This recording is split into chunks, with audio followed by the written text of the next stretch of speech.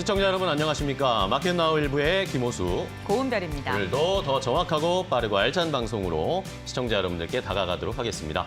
자, 어제 우리 시장이 코스피 2,800선에 결국에 안착하는 데 성공을 했습니다. 어제 이렇게 좋은 분위기였는데 오늘은 다시 한번 2,800선 도전을 받을 것으로 좀 예상이 되는데요. 간밤에 엔비디아가 주가가 크게 흔들리면서 전체적으로 뉴욕 시장을 흔들어 놨고요. 엔비디아뿐만 아니라 마이크론 테크놀로지라든지 이런 칩 관련 종목들이 일제히 좀 큰 폭의 하락이 나왔습니다. 필라델피아 반도체 지수도 좋지가 않았고, 이러면서 오늘 우리 시장에서 삼성전자나 SK하이닉스 같은 대장주들이 조금 쉬어갈 것으로 보입니다. 결국에는 이제 6월은 마무리가 되어가고 있는 상황이고, 다음 주에 미국에서 마이크론 테크놀로지의 실적, 그리고 7월에 삼성전자를 필두로 한 이 실적을 어떻게 대비해야 할지 관련된 종목들을 잘 우리가 준비해야 되는 시즌이 됐습니다. 네, 그렇습니다. 2년 5개월 만에 유가증권 시장 코스피 지수가 2,800선을 돌파하면서 외국인이 이끄는 국내 증시의 상황이 연출이 되고 있습니다. 외국인이 우리 시장에서 시가총액을 3년 만에 800조 원을 넘게 지금 담고 있는 것으로 확인이 되고 있고요. 올해만 22조가량을 넘게 사들이면서 국내 증시를 이끌고 있는 것으로 확인되고 있는데요. 다만 이렇게 지수가 상승하다 보니까 빚을 내서 주식에 투자하는 비투가 또 다시 증가를 하고 있다고 합니다. 특히나 개인 투자분들께서는 영일만 테마주라던가 급등하는 테마주의 한 방을 노리는 그러한 성향이 좀 지속적으로 포착되고 있다고 하는데요. 이제 2분기 실적 시즌 저희와 함께 준비하시면서 앞으로 갈 종목, 이제부터 눈여겨봐야 될 종목 잘 선별해 보시면 좋을 것 같습니다. 네, 좋습니다. 그런 의미에서 마켓나우 일부 오늘도 저희가 다양한 정보 준비를 했는데요.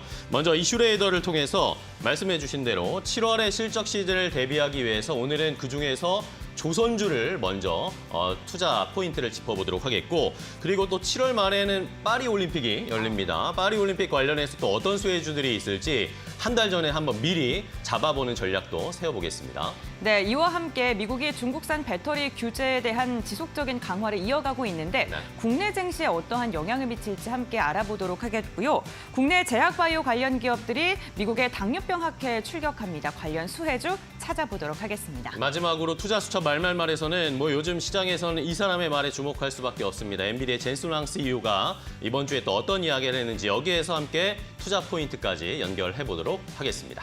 네, 이제 한 주의 마지막 거래일입니다. 금요일도 함께 출발하는 마켓나우 1부. 지금 시작하겠습니다.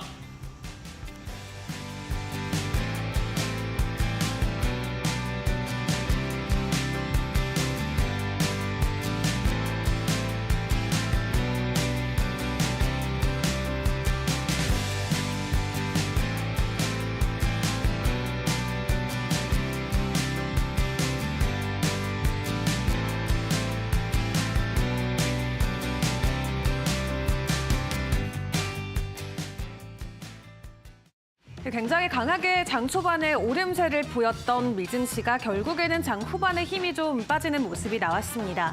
일단 나왔던 지표와 소식들 크게 부정적인 부분은 없었는데요. 다만 최근에 가파르게 올랐던 만큼 숨고르기에 들어갔다라는 평가가 나오고 있습니다. 일단 오늘 함께 확인해볼 지표는 지난 한 주 동안 있었던 미국의 신규 실업수당 청구 건수가 될 것 같습니다. 전주보다는 5천 건 정도 감소했지만 그럼에도 불구하고 전문가들의 예상치를 상회하는 모습이 나오면서 전반적으로 고용 안에서도 냉각 신호가 지속되고 있다라는 평가를 받고 있는데요.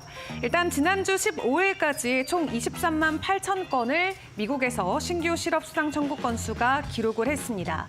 이 시장에서는 전반적인 고용 시장이 냉각화가 되고 있고 연준이 바라는 대로 시장 분위기가 흘러가고 있다라는 평가를 내놓고 있습니다. 일단 실업보험 수요가 예상보다 더 큰 폭으로 감소를 하면서 채권 매도 심리가 자극되고 있기도 한데요. 그럼에도 불구하고 긍정적인 지표와 함께 장 초반에는 뉴욕 증시가 모두 일제히 상승하는 흐름을 보여주기도 했습니다. 미국 쪽에서도 이제 완만히 차분해지고 있는 인플레 지표와 차분해지고 있는 고용 시장이 포착이 되고 있는데 미리 고용 시장과 인플레 안정화 그리고 경기 침체에 들어갔다라는 평가를 받고 있는 나라들의 기준금리 상황은 어떨까요? 일단 어제자 기준으로 중국과 영국이 다시 한번 기준금리를 동결했습니다. 이로써 영국은 7회 연속으로 기준금리를 동결하게 됐는데 중국 쪽의 상황 먼저 확인을 해보시죠. 자금 유출 등의 우려로 쉽사리 통화정책 카드를 쓰고 있지 못하는 중국이지만 달러 대비 위안화 가치는 7개월여 만에 최저치로 떨어져서 현재 금융당국의 고심이 깊은 상황입니다. 다만 중국이 지난달부터 경기 회복을 위한 1조 위안 규모의 초장기 특별 구체 발행을 시작했다는 점에서 향후 통화 정책과 관련돼서 긍정적인 평가는 나오고 있는데요. 상황은 사실 영국도 마찬가지긴 합니다. 그 전날에 5월 영국의 CPI를 확인했는데 드디어 2%대 인플레 지표가 나오면서 시장에서 금리 인하에 대한 기대감이 높아졌습니다. 그럼에도 불구하고 영국 안에서는 조금 더 지표를 지켜보자, 시장 상황을 확인하자라는 입장과 함께 일단은 다시금 금리 연속, 7회 연속 동결하는 모습을 보였는데요. 일단 앤드류 베일리 BOE 총재 같은 경우도 성명을 통해서 긍정적인 CPI는 만족하지만 앞으로 금리 인하를 하기 위해서 더 시간이 필요하다라는 입장을 보여주기도 했습니다. 지표가 모두 확인됐음에도 불구하고 공격적인 금리 인하에 나서고 있지 않은 국가들의 상황이 또 미국에는 어떤 부담으로 작용될지 확인을 해보시죠. 그리고 어제 델과 슈퍼마이크로의 소식으로 인해서 오늘 장 초반 두 종목 굉장히 강한 상승을 보였습니다. 다만 지수 자체가 장 후반에 갈수록 힘이 빠지면서 결과적으로는 약보합권의 두 종목 모두 마무리를 지었는데요. 일단 델의 CEO가 간밤 SNS를 통해서 이 xAI의 그룹을 지원하기 위해 엔비디아와 함께 AI 공장을 건설하고 있다라는 소식을 전했죠. 델과 슈퍼마이크로는 인공지능 프로그램을 구축하는 기업들에게 서버를 공급하는 비즈니스로 호황을 누리고 있는데 슈퍼마이크로는 이번 주 초까지 실리콘밸리에 3개의 새로운 시설을 추가할 계획이라고 발표했고요. 델은 지난달에 AI 작업을 처리하는 서버 매출이 지난 분기보다 2배 이상 증가했고 또 백로그도 급증했다고 밝혔습니다. 일단 머스크는 지난해 오픈 AI에 대한 대항마로 자신의 AI 스타트업인 xAI를 설립하고 챗 GPT에 대항하기 위한 챗봇 그룹을 출시했는데요. 내년 가을을 실행하는 것을 목표로 현재 진행을 하고 있고 다양한 서버 업체들과 협력하고 있는 소식이 전해졌습니다. 먼저 xAI보다 더 빠르게 그리고 더 강력한 지능적인 챗봇을 출시한 스타트업이 있죠. 바로 엔스로픽입니다. 지난 3월에 클로드 3 모델을 출시를 했었는데 이번에는 클로드 3.5 소넷을 출시했고 그 어떤 AI 지능적 챗봇보다도 더 강력한 이 기능을 가지고 있다라고 소식을 전했습니다. 엔스로픽은 기존의 챗봇 클로드 3보다 모델이 2배 더 빠르고 또 평가 결과 코딩과 텍스트 기반 추론과 같은 여러 인텔리전스 기능이 주요 경쟁사 모델보다 뛰어난 성능을 보인다고 평가했는데요. 또 여러 평가와 벤치마크 결과 현재까지 나온 모든 AI 챗봇 가운데 가장 우수하고 지능적인 모델이라고 강조했습니다. 엔스로픽은 오픈 AI를 그만둔 직원 그룹이 2021년 창립해서 현재는 구글과 세일즈포스 등을 지원하고 있는데요. 이 회사는 앞선 오픈 AI가 지속적으로 가지고 있었던 리스크와는 다르게 안전하고 책임감 있는 AI를 구축하겠다라는 의지를 강조해 오고 있습니다.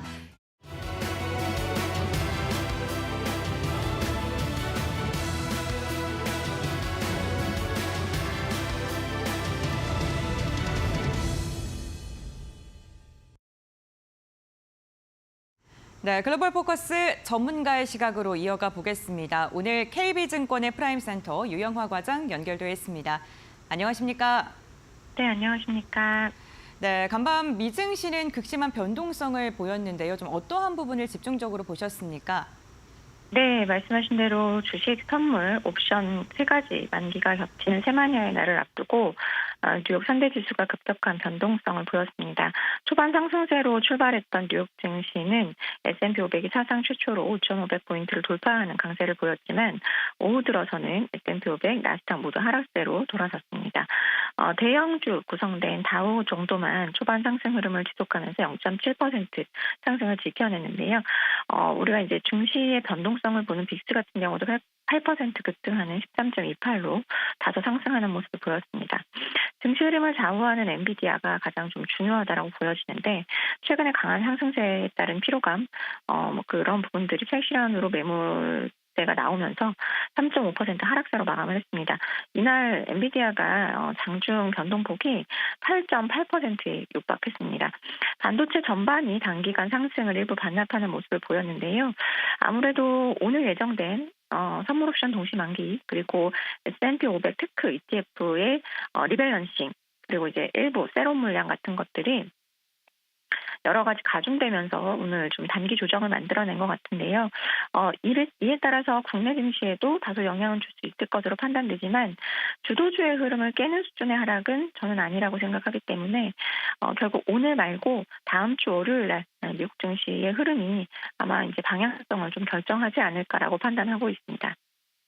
네, 그렇군요. 오늘 국내 증시도 한 걸음 쉬어갈 것으로 보인다라고 이야기해 주셨는데 그렇다면 어떠한 전략을 잡아야 될까요? 저는 여전히 반도체 조정 시에는 좀 긍정적으로 보셔도 될 것 같고요. 전에 수급이 긍정적이었던 쪽은 코미코, 미코, 원익QNC 정도였고 방산 쪽으로는 계속해서 관련주들 섹터 내 신고가를 경신을 하고 있습니다. 주요 포인트는 어제 폴란드 국방부 장관과 신원식 장관이 만나서 협의를 논의를 했고요. 현재 채널에서는 K2, 현대로템 쪽으로의 수주 기대감이 높아지는 상황인 점을 인지하실 필요가 있을 것 같습니다. 최근 언론에서도 석종건 당사청장께서도 9월에 K2 추가 수출 가능성에 대해서 언급을 했고요. 폴란드 측에서도 긍정적인 진전을 이야기하면서 9월 계약에 대한 기대감이 높아지는 상황인 점 체크하시면 될 것 같고 원전 쪽으로도 계속 수급이 유입되고 있는 상황입니다. 6월 중순에 체코 전력공사가 신규 원전 입찰 후보인 우리나라 그리고 프랑스 제안을 평가를 했고요. 선호업체 선정해서 체코 정부에 전달을 완료를 했습니다. 타임라인으로 보면은 체코 정부는 7월 중순까지 우선 협상 대상자 발표를 할 예정이기 때문에 이때까지 단기적으로는 모멘텀을 좀 지속할 가능성이 있고요. 일단 현재 언론 보도에 따르면 상대적으로 낮은 가격이 지금 제시가 되고 있기 때문에 그런 부분들 한수원 쪽에 좀 긍정적인 선호도가 있다 정도 참고하시면 될 것 같고 종목단으로는 BHI, 우진, 수산인더스트리 같은 종목들이 수급이 유입되고 있다는 점 참고하시면 될 것 같고요. 그다음에 이제 DB하이텍이 전일 24% 상승했는데 주요 상승 포인트는 테슬라의 공급된 전장용 반도체 위탁 생산 가능성에 강세를 보였습니다. 중국계 미국 샌미스 기업이 의뢰를 한 것 같은데 오디트 끝나면 시향산을 개시한다 이런 얘기가 나오고 있는데 회사 측에서는 말을 해줄 수 없다라는 식의 어떤 반응을 보이고 있기 때문에 맞지도 틀리지도 않는 상황에서 아마 좀 모멘텀은 오늘같이 개별 종목 장세 기대가 되는 상황에서는 좀 움직일 가능성도 염두하실 필요가 있고 어제 이제 풍원정밀 같은 경우도 이제 일본 쪽에 독점하던 FMM, 파운메타 마스크 쪽에 국사가 성공했다는 얘기가 있기 때문에 오늘 이제 개별 종목 장세에서는 움직일 가능성 염두에 두고 관찰해 보시면 좋을 것 같습니다. 네, 알겠습니다. 오늘 말씀 여기까지 듣겠습니다. 고맙습니다. 네, 감사합니다. 네, 미 증시가 기술주를 중심으로 해서 좀 조정을 받은 가운데 국내 증시 역시나 오늘은 한 걸음 쉬어갈 가능성에 대해서 언급을 해주셨습니다. 다만 펀더멘탈적으로 문제가 없는 반도체 관련 기업들 조정 시에 매수 의견 주셨고요. 원전과 방산 섹터도 이야기를 해주셨습니다. 참고해 보시면 좋을 것 같습니다. 지금까지 글로벌 포커스였습니다.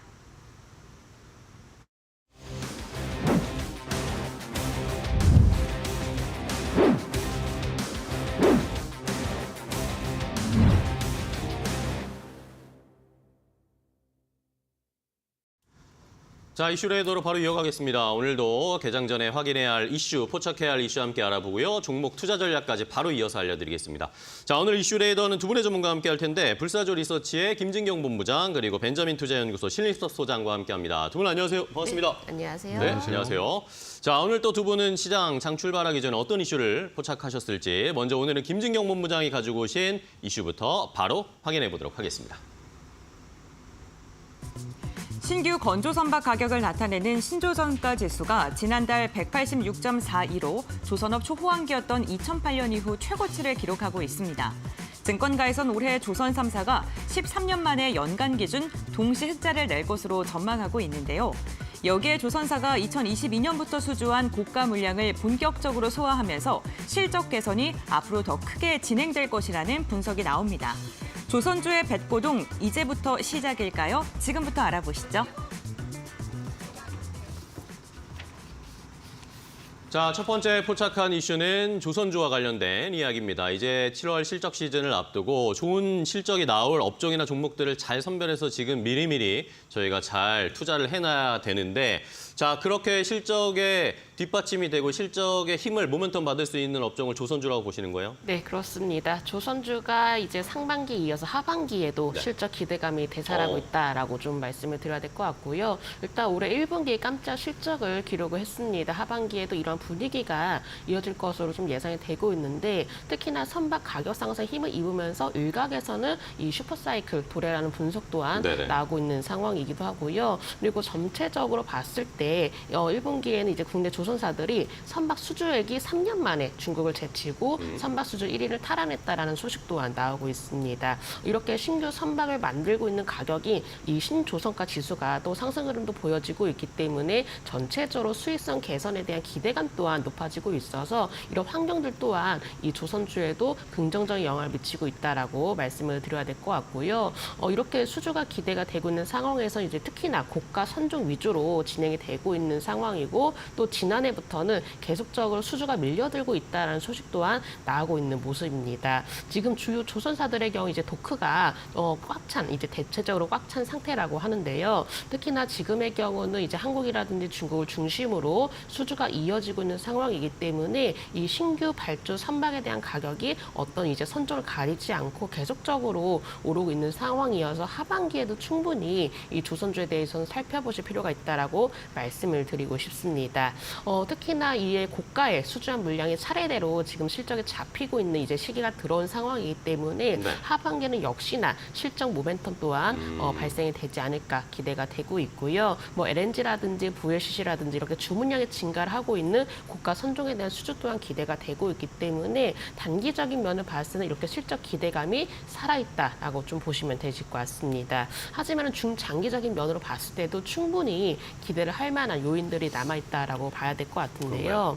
네, 왜냐하면 이렇게 친환경에 대한 선박을 중심으로 수주가 진행이 될 것으로 기대가 되고 있기 때문이죠. 워낙에 우리나라 이렇게 좀 조선에 대한 기술력 자체도 많이 인정을 받고 있는데, 이 친환경 선박에 대해서도 앞으로 수주가 기대가 되고 있기 때문에 이런 면에 대해서는 좀 더 중장기적으로 살펴보실 필요가 있다라고 말씀을 드리고 싶고요. 또 일각에서는 이제 홍해 사태를 이제 장기화가 또 진행이 되고 있기 때문에 그때 유가도 네. 올라가고 있는데. 네, 그렇죠. 아무래도 좀 전체적인 면으로 봤을 때는 조선주들이 혹시 컨테이너 선이 좀 많이 발주가 되지 않느냐, 이런 전망들 또한 나오고 있는데, 사실 우리나라의 경우는 컨테이너 선보다도 좀 더 이 LNG 선이라든지 좀 더 어떤 높은 기술력을 요하고 있는 이 선종들에 대해서 워낙에 좀 전 세계적 인정을 받고 있기 때문에 오히려 좀 고부가 가치를 좀 가지고 있는 선종에 대한 수주, 이런 부분들에 대해서 좀 더 포커스를 좀 맞추시면 좋으실 것 같습니다. 그러면 우리나라 대형 조선사들이 고부가 가치나 친환경 쪽에 어쨌든 경쟁력이 더 있다고 네. 확인할 수 있나요, 저희가? 네, 그렇습니다.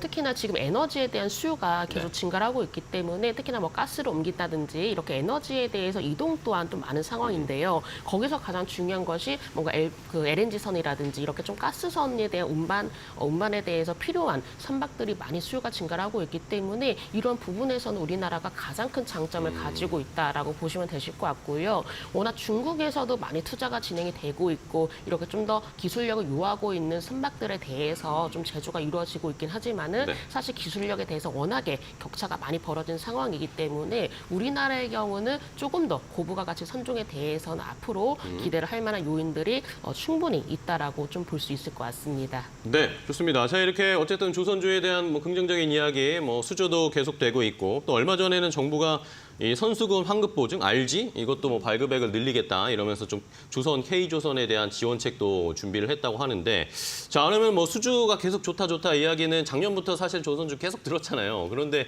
이게 조선주의 뭐 특징일 수도 있고 무겁기도 하니까 계속 우상향하지는 않고 가다가 멈췄다가 가다가 멈췄다가 이런 식으로 가는데, 뭐 텐베거 이야기도 사실 나왔었어요. 조선주 이제 앞으로 사이클 와서 10년으로 길게 보면은 쭉 갈 수 있을 거다 이런 의견들도 있는데 괜찮다고 보세요? 어떻게 보세요? 네, 사실 이제 조선주의 경우는 아무래도 이 업종 특성상 좀 민감할 수밖에 네. 없습니다. 주변의 환경에 대해서 민감할 수밖에 없는데 사실 이러한 부분에 대해서 어느 정도 좀 감안을 하더라도 앞으로 뭔가 친환경에 대한 규제가 강화가 되고 있고 또 여기에 따라서 친환경에 대한 선박에 대한 수요도 증가하고 있고 또 교체 선박도 좀 진행이 되고 있는 상황이기 때문에 이러한 부분들을 봤을 때 우리가 좀 더 중장기적인 면에서는 충분히 좀 기대거리가 오히려 네. 더 나오지 않을까라고 볼 수 있을 것 같고요. 사실 이제 조선주들의 경우는 뭔가 좀 단기적인 기대감보다도 좀 더 중장기적인 면을 좀 바라봤으면 좋을 것 같습니다. 왜냐하면 중장기적인 면으로 봤을 때도 물론 실적에 대한 기대감 또한 있지만은 우리나라에 대한 어떤 좀 차세대 선박에 대해서도 많은 발전이 이루어지고 있고 또 여기에 대해서 각 기업들마다 투자가 이루어지고 있기 때문에 이런 부분에서는 충분한 모멘텀이 남아 있다라는 점도 말씀드려보도록 하겠습니다. 알겠습니다.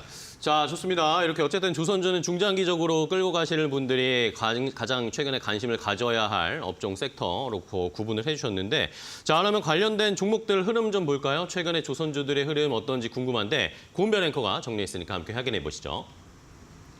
네, 조선주들 수주 낭부와 정보의 지원책 그리고 이와 함께 해외의 대외적인 여건 속에서 주가가 꾸준하게 상승하는 움직임이 나타나고 있습니다.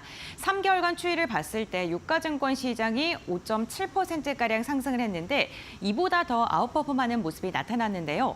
특히나 HD 한국조선해양이나 현대미포와 같은 종목들은 조선주들 가운데서도 3개월간의 상승률이 굉장히 눈에 띄는 모습이 나타났습니다. 대표적으로 HD 한국조선해양 같은 경우에는 3개월간 20% 이상의 상승률을 보여줬던 종목인데요. 시가총액도 10조를 돌파하면서 10조 클럽에 3년 만에 복귀하는 데 성공을 했습니다.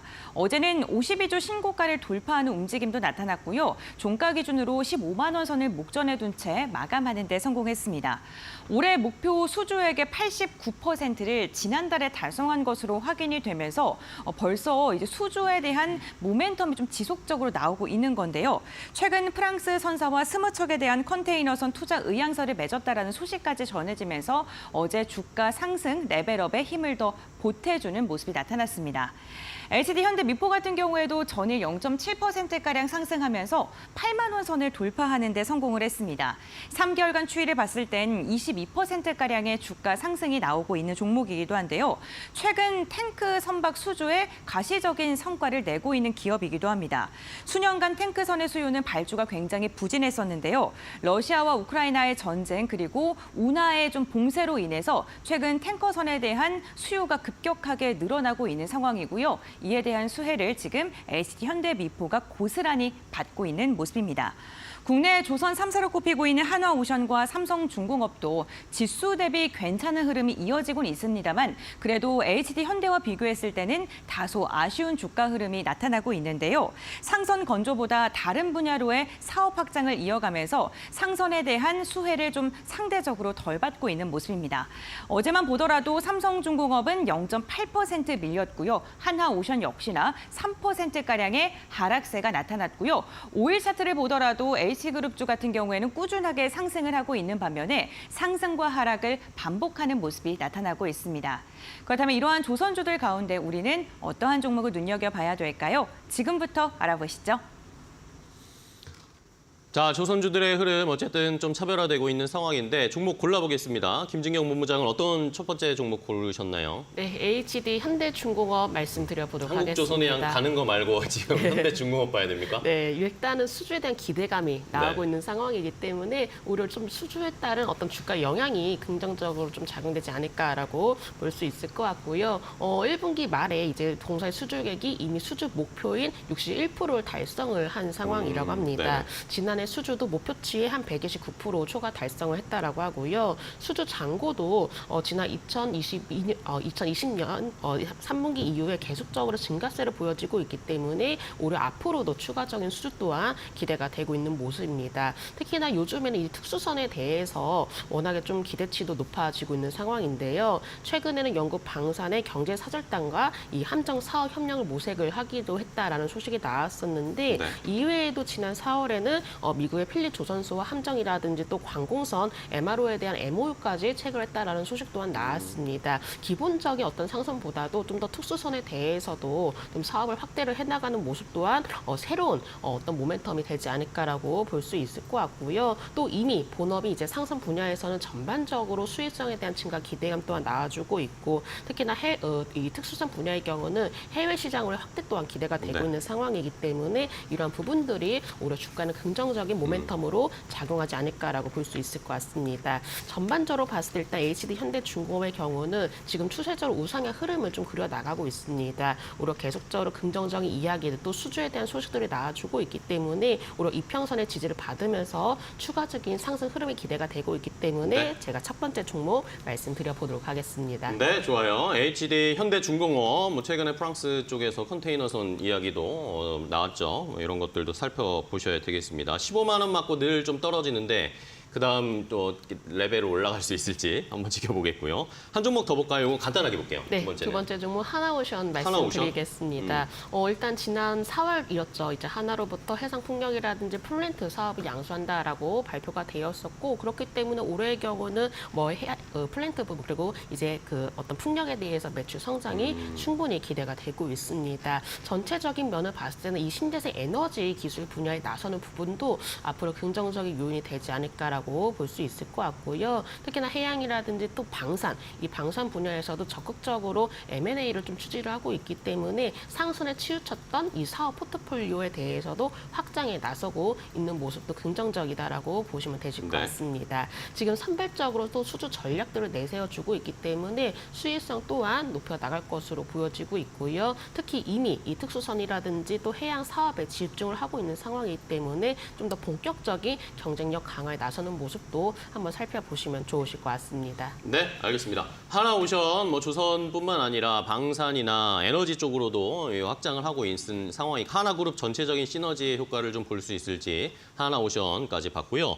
자, 한 종목 더 보겠습니다. 이번에는 신립석 소장님이 가지고 오신 조선 쪽에 어떤 종목 보세요? 네, HD 현대미포입니다. 현대미포, 예, 빠르고 좀 날쌔게 움직일 수 있는 종목. 작은 네, 중소형 그쵸. 선박.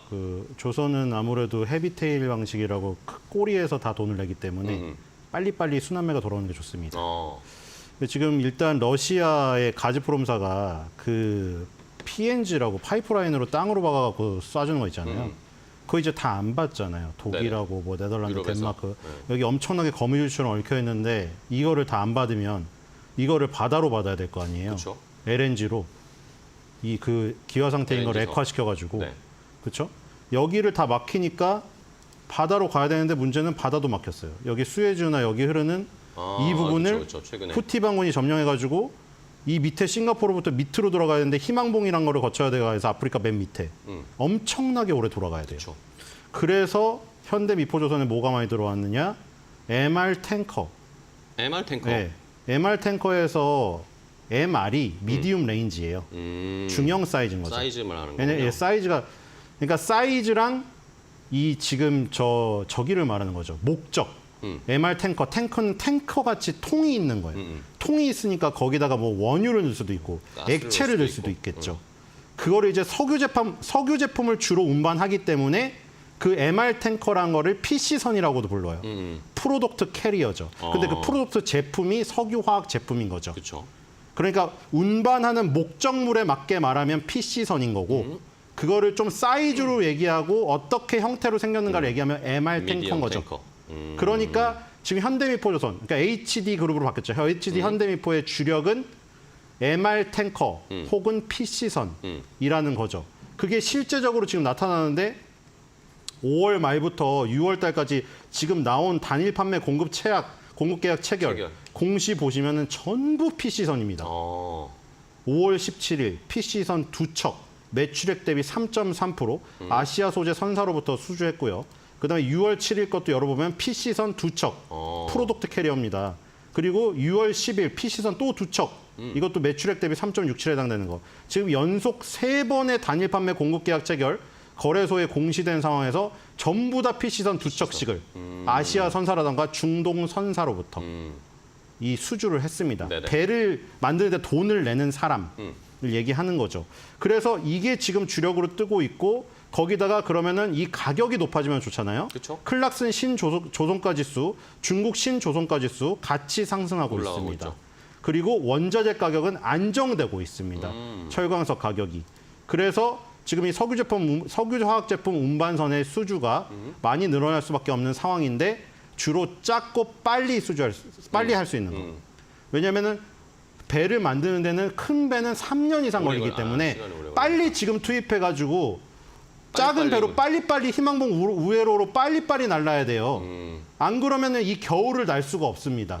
다 태양광이나 풍력으로 독일 같은 경우에 전환해버렸기 때문에 네. 이걸 감당해낼 수가 없어요. 그렇기 때문에 현대미포조선은 신조선가가 오르는 비싼 가격으로 MR 탱커 PC선을 수주를 많이 하고 있다. 이게 지금의 오케이. 모멘텀이죠. 알겠습니다. 자, 조선 쪽에 조금 더 빠른 쪽을 봐야 된다라고 신 소장님은 공략을 해주셨어요. 작은 배로 지금 이 지정학적 리스크가 있는 수혜주원을 못 가니까 여기를 빠르게 운반할 수 있는 그런 수주들이 많이 늘어나고 있다는 걸 포착하셨으니까 HD, 현대, 미포까지 알려드렸으니까 시청자분들 한번 잘 선택을 해보시면 되겠습니다. 첫 번째 이슈 확인해봤고요. 자, 이번에는 신립섭 소장이 포착한 이슈도 확인해보겠습니다. 어떤 내용일까요? 바로 공개합니다. 4년마다 열리는 스포츠 빅 이벤트가 이달과 다음 달 연이어 진행됩니다. 먼저 이달 14일부터 한 달간 유로 2024가 진행되고요. 다음 달 26일 프랑스 파리에서는 제33회 하계 올림픽이 개최됩니다. 4년에 한 번 열리는 스포츠 빅 이벤트를 보기 위해 전 세계 관객들이 몰려들고 TV를 시청하기 때문에 연관된 산업에 대한 기대감도 커질 수밖에 없는데요. 관련 이야기 지금 나눠보겠습니다. 자, 올림픽 얘기를 좀 미리 해보겠습니다. 7월 말에 뭐 열리긴 하지만 프랑스 파리에서 열리죠. 몇 년 전에 일본 도쿄에서 열렸고 프랑스 파리고 그다음은 또 미국 LA 이렇게 요즘 빅시티, 빅 메가시티들이 다시 또 올림픽을 유치하는 경향들이 나타나는데 자, 그러면 여기서 우리가 어떤 수혜를 보고 어떤 종목을 좀 골라봐야 될까요, 소장님? 네, 일단 3년 만에 열리고 지금은 또 유로 2024가 열리고 있죠. 지금 하고 있죠. 스포츠 빅 이벤트들이 많이 있는데 여기서 여러 가지 생각해 볼 수 있죠. 상식적으로. 일단 가장 쉽게 자영업자분들 힘내시라고. 지금 스포츠 빅 이벤트들이 많아야 그쵸. 치킨집에 사람이 몰리고 배달하고 뭐 서울로 따지면 강남역 뭐 아니면 뭐 저 대구는 반월당인가 뭐 그런데 많이 모이겠죠. 그렇죠. 근데 안타깝게도 유럽에서 열린다는 거죠. 시차가 많이 납니다. 그렇죠. 파리랑 애매합니다, 8시간 납니다. 그러니까 파리에서 예를 들어 6시나 7시에 저녁 경기가 있어버리면 우리나라는 새벽 밤을 새야 돼서 그렇죠. 자영업자분들이 크게 이득 보기는 힘들어 보여요. 물론 편의점에서 3, 4, 5 파라솔에서 모이는 거 그거는 좀 가능할지 모르겠으나 네. 그것도 밤에 편의점들이 다 그치. 주택가 근처에 있기 때문에 민원이 주민들이 들어오죠. 민원이 들어올 가능성이 있습니다. 크게 그거는 혜택이 없을 것 같고 그다음 생각해 볼 수 있는 건 광고회사. 우리가 대표적으로 뭐 요즘에 에코마케팅 같은 회사가 새로운 스타일로 치고 오지만 전통적인 광고회사는 두산그룹의 오리콤, 그렇죠. 삼성그룹의 제일기획이죠. 제일기획이 있죠. 이런 것들이 약간 수혜를 볼 수 있겠죠. 삼성의 핸드폰 광고라든가 두산그룹의 어떤 광고를 통해 가지고 아니면 에코마케팅이 뭐 특별한 어떤 그 스포츠 뭐 용품을 팔아서 될 수도 있겠는데 어쨌든 광고에서 한번 생각해 볼 수 있는데 지금 움직임은 없습니다. 그래서 결론적으로는 일단 아프리카 TV 지금 이름이 숲으로 바뀌었죠. 그렇죠. 이게 가장 네. 혜택을 볼 수 있지 않나. 어떤 혜택이 있을까요? 일단 아프리카 TV는 오랫동안 스포츠 중계를 담당해 왔고요. 게임 그쵸. 중계를 또 담당해 e스포츠를 왔습니다. 또 많이 했죠. 그렇죠. 뭐 감스트라는 분은 많이 아실 거예요. 그분 방송이 너무 재밌잖아요. 근데 네. 어쨌든 뭐 아프리카 TV도 하고 유튜버도 같이 하시는데 어쨌든 지금 보면은 리그 오브 레전드 뭐 저는 스타 세대지만 여기서 예를 들어 스타크래프트 리그가 유일하게 우리나라에서 아직 운영되는 게 있거든요. ASL. 지금 17시즌까지 지금 진행됐는데 누적 시청자가 2억 명이에요. 지금 여대생분들 스타크래프트 다시 또 배우시는 분들이 상당히 많더라고요, 여자분들이. 아니, 근데 다 소장님, 아직도 살아남고 근데 있고요. 소장님, 네. 올림픽에서 이 e스포츠가 정식 종목이 아니잖아요. 그것도 지금 하나의 모멘텀이죠. 네. 자, 아시안 게임에서 다들 목격하셨죠. 아시안 게임은 제가 정식 종목이었지만. 페이커가 금메달 따는 것까지는 그런데 나중에는 정말 보글보글 잘해서 네. 금메달 딸 수도 그쵸. 있어요. 진짜로. 아, 그런가요? 그쵸. 보글보글이 정식 종목이 되고 사람들이 많이 스트리트 한다면. 파이터 이런 거? 그러면 그쵸. 공부 안 하고 엄마한테 막 맨날 막 맞고 혼나고 이랬던 애들이 국민의 영웅으로 금메달 따올 수가 있어요. 그렇죠. 네. 그러니까 아시안 게임에서 이미 정식 종목이 됐죠. 물론 중국이 자기네들이 잘하는 거를 많이 껴넣긴 했지만 그건 누구나 마찬가지예요. 근데 중요한 게 뭐냐면은 이번에 열린 7월 26일 날 개막식이고 8월 11일까지 개최됐는데 네. 여기서 집행위원회가 항상 열려서 그쵸. 다음에 4년 뒤에 8년 뒤에 벌어질 올림픽에서 시범 종목이라던가 뭐가 정식 있다. 종목으로 채택할 종목이 뭔가 아니면 이번에 인기 없는 거 뺀다던가 우리나라 지금 예를 들어 레슬링이 빠질 뻔했잖아요. 그런 것들 결정하는데 여기에 주제로 이 스포츠가 올라왔다는 겁니다. 드디어. 아시안 게임에서는 지금 바둑도 스포츠가 됐고요. 그렇죠. 그렇죠? 응. 예를 들어 볼링하고 당구도 아직 정식 종목이 아닌데 이 스포츠가 정식 종목이 되었단 말이에요. 우리나라 따지면 우리나라가 잘하는 건 리그 오브 레전드랑 그 스트리트 파이터 네, 이쪽에서 네. 두각을 나타내고 스타는 정식 종목이 안 됐고 네네. 옛날에 투가 시범 종목이었어요.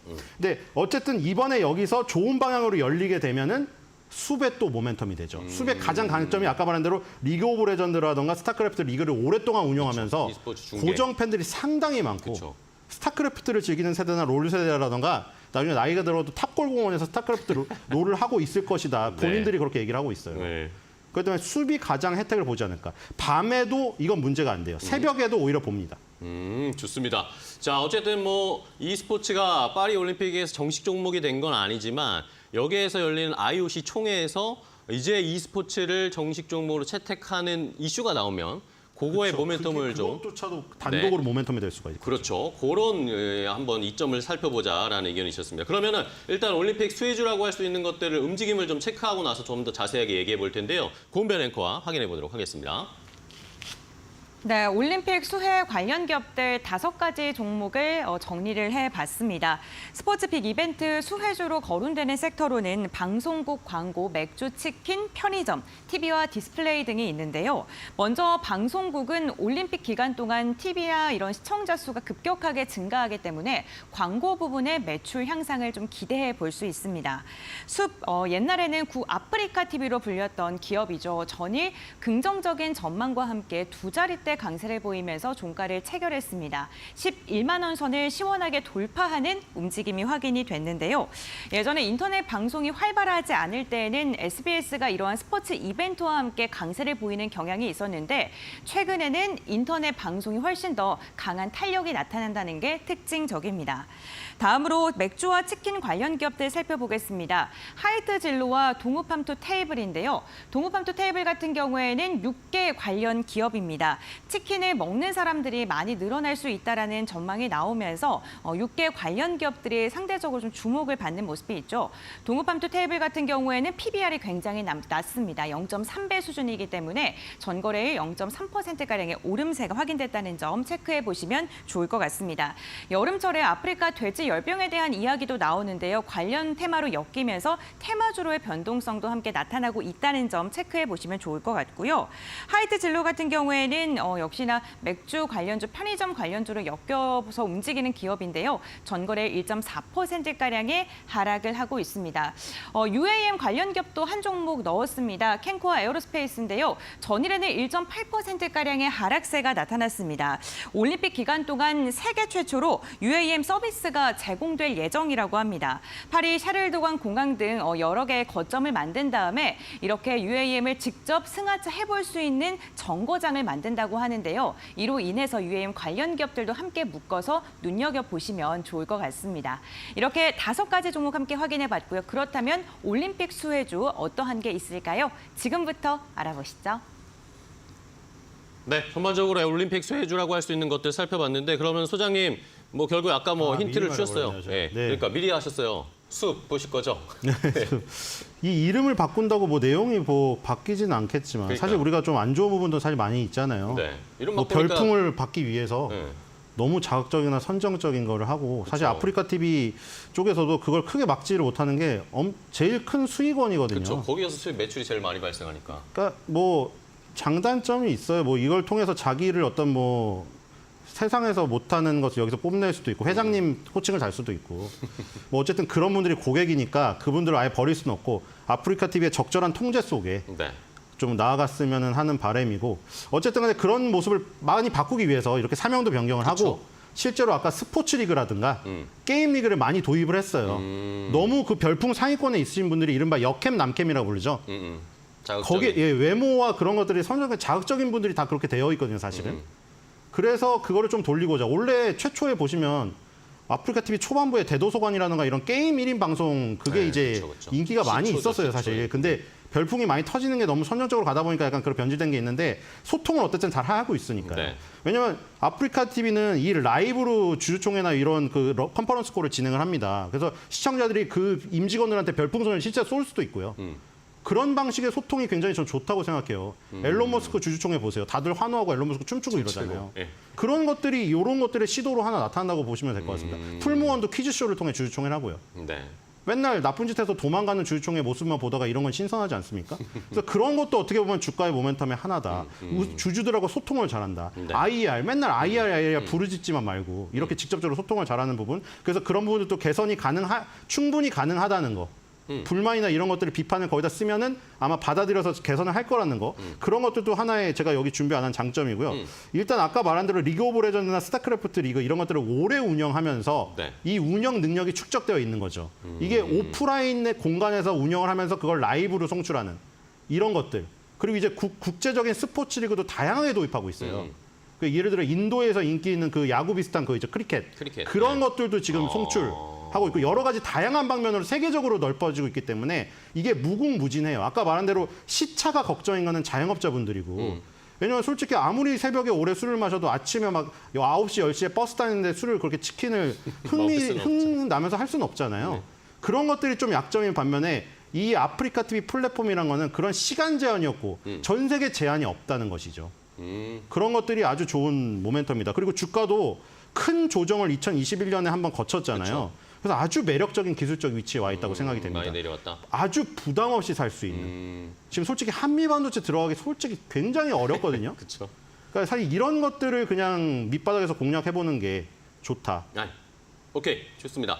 자, 이렇게 파리올림픽 수혜주로 그러면 오히려 수습을 주셨어요. 과거 아프리카 TV를 주셨는데, 자, 그러면은 김진경 본부장님의 의견도 궁금합니다. 어떤 수혜주가 있을 거라고 보세요, 올림픽에? 네, 아무래도 요즘 많은 분들이 찾는 제품을 생산하고 있는 기업이지 않을까라고 생각이 드는데요. 바로 하이트진로 네. 살펴보도록 하겠습니다. 네, 다시 많이 그렇습니다. 드시죠. 네, 아무래도 사실 이제 원래 하이트진로의 경우는 요즘 계절적 이제 수혜주로 많이 좀 꼽혀지고 했었는데 여기에 더해서 올림픽 수혜 또한 이어지지 않을까라고 예상해볼 수 있을 네. 것 같고요. 이 주력 브랜드가 캘리아 이제 테라입니다. 근데 이 부분에서 안정적으로 매출이 발생을 하고 있는 상황에서 또 이제 이미 좀 매출이 발생을 하다 보니까 오히려 공격적인 마케팅에 대한 비용 지출은 제한적일 것으로 보여지고 있어서 전반적인 어떤 수익성 개선도 좀 기대를 해볼 수 있다라고 말씀드려야 될 것 같고요. 또 올해 이제 출시를 했었던 진로 골드에 대한 판매량이 긍정적인 흐름이 이어지고 있다고 합니다. 또 전반적으로 맥주 판매량도 자연스럽게 또 증가를 하고 있다 보니까는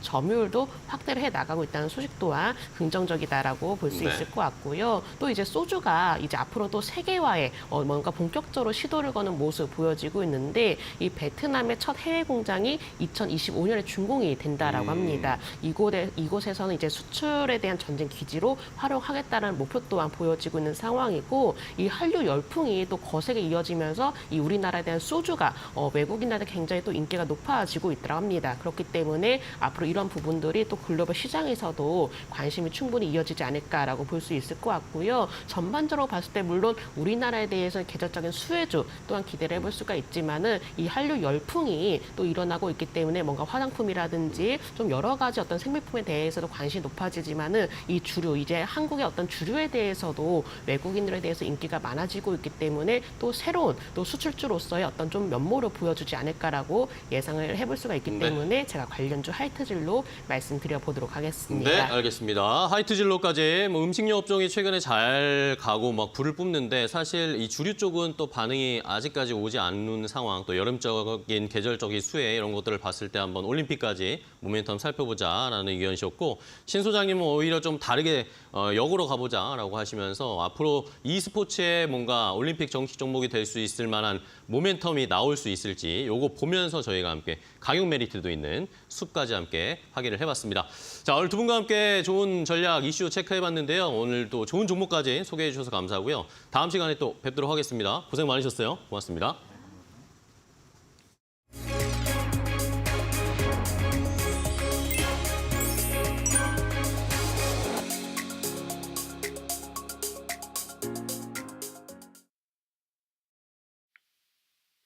네, 안녕하세요. 반갑습니다. SK증권 2002점 서영호 차장입니다. 오늘 시장 정리해 보면서 좀 출발을 해보도록 할 텐데요. 전일 미국 증시 같은 경우는 소폭 약세 마감을 했습니다. 엔비디아가 좀 상승 출발은 했습니다만 선물 옵션 동시 만기를 앞두고 차익 실현 매물들이 좀 출회하면서 하락 마감하는 모습을 보였고, 이로 인해서 AI나 이런 관련된 종목군들이 동반 하락하는 모습들을 보이면서 약세 흐름을 보였습니다. 추세 전환이라기보다도 요즘 차익 실현 매물 변동성을 앞둔 차익 실현 매물이 좀 발생했다라고 좀 볼 수 있겠고요. 다만 이러한 점들이 우리나라 시장에도 영향을 줄 수 있다라는 점에서 그와 관련된 종목군들에 대해서 좀 조심을 할 필요가 있지 않을까라고 예상을 하고 있습니다. 최근 한국 증시의 움직임을 보면 코스피 지수가 2,800선을 좀 돌파하면서 상당히 좀 강한 상승세를 좀 보여주고 있는데요. 물론 상대적으로 코스닥은 좀 소외받는 모습들은 보이고 있으나 외국인들이 코스피의 매수세가 상당히 좀 강하면서 지속적으로 좀 돌파 흐름이 나와주고 있습니다. 하지만 최근 외국인의 수급들이 좀 들어오기는 하나 원달러 환율이 상승하는 모습을 보이고 있고 1,400원에 거의 도달했다라는 점을 감안해 본다라면 외국인의 수급 스탠스가 좀 변하는지에 대한 여부들을 분명히 좀 체크를 해보셔야 될 겁니다. 물론 환율이 상승하는데도 불구하고 외국인들이 특히 삼성전자를 중심으로 담아간다라는 것은 그만큼 바닥에 강한 시그널이라고도 볼 수는 있겠으나 외국인들이 환율에 대한 부담을 느끼고 좀 매도 전환이 이루어진다라면 단기 상승에 대한 실현 매물들이 좀 나올 수 있다라는 점에서 오늘 시장에서 외국인의 수급들을 분명하게 체크를 해볼 필요가 있다라고 말씀을 드릴 수 있겠고, 우리나라 시장 같은 경우 최근 시장을 이끌었던 주도주 같은 업종들, 음식료나 화장품주들이 차익 실현 매물들이 나오고 있습니다. 이러한 특징들은 한국 증시뿐만 아니라 미국 증시에도 나타나주고 있는 만큼 앞으로의 주도주가 좀 변할 수 있다는 점에서 고점 추격 매수에 대한 부분들을 조심해야 될 것으로 좀 판단을 하고 있고요. 지금 상황 속에서 좀 관심 있게 보는 종목을 좀 선별해 본다라면 대한해운을 좀 보고 있습니다. 최근 대한해운 같은 경우 눌림목 자리에서 좀 반등세가 좀 이어지고 있는 상황이라고 좀 보실 수가 있겠고요. 특히나 지금 해상운임 지수가 고주 연속으로 좀 상승을 하고 있는 상황이기 때문에 기관 수급과 더불어서 강력한 상승세가 추가적으로 좀 이어질 수 있다라고 좀 판단을 하고 있습니다. 그렇기 때문에 실적 기대감도 놓여 있다라는 점을 감안해 봤을 때 가격적 부담은 없는 상황이라는 점을 고려해 보시면서 조정 시 좀 분할 매수 관점으로 좀 대응을 해나가 보시면 충분하지 않을까라고 말씀을 좀 드릴 수 있겠고요. 다행인 점은 미국 선물 시장이 좀 상승을 해주고 있기 때문에 큰 폭의 조정은 아닐 수 있겠으나 지금 현재 구간에서는 삼성전자의 쏠림 현상으로 인해서 지수는 상승한다 하더라도 하락 종목 개수가 좀 늘어나는 경향이 있는데, 그런 점에서는 실적이 좀 뒷받침되는 종목들은 오히려 저점 매수 기회로 좀 삼아보시는 전략도 나쁘지 않다라고 말씀을 좀 드리도록 하겠습니다. 자, 이렇게 좀 정리를 해드리도록 하겠고요. 지금까지 SK증권 2002점 서영호 차장이었습니다. 감사합니다.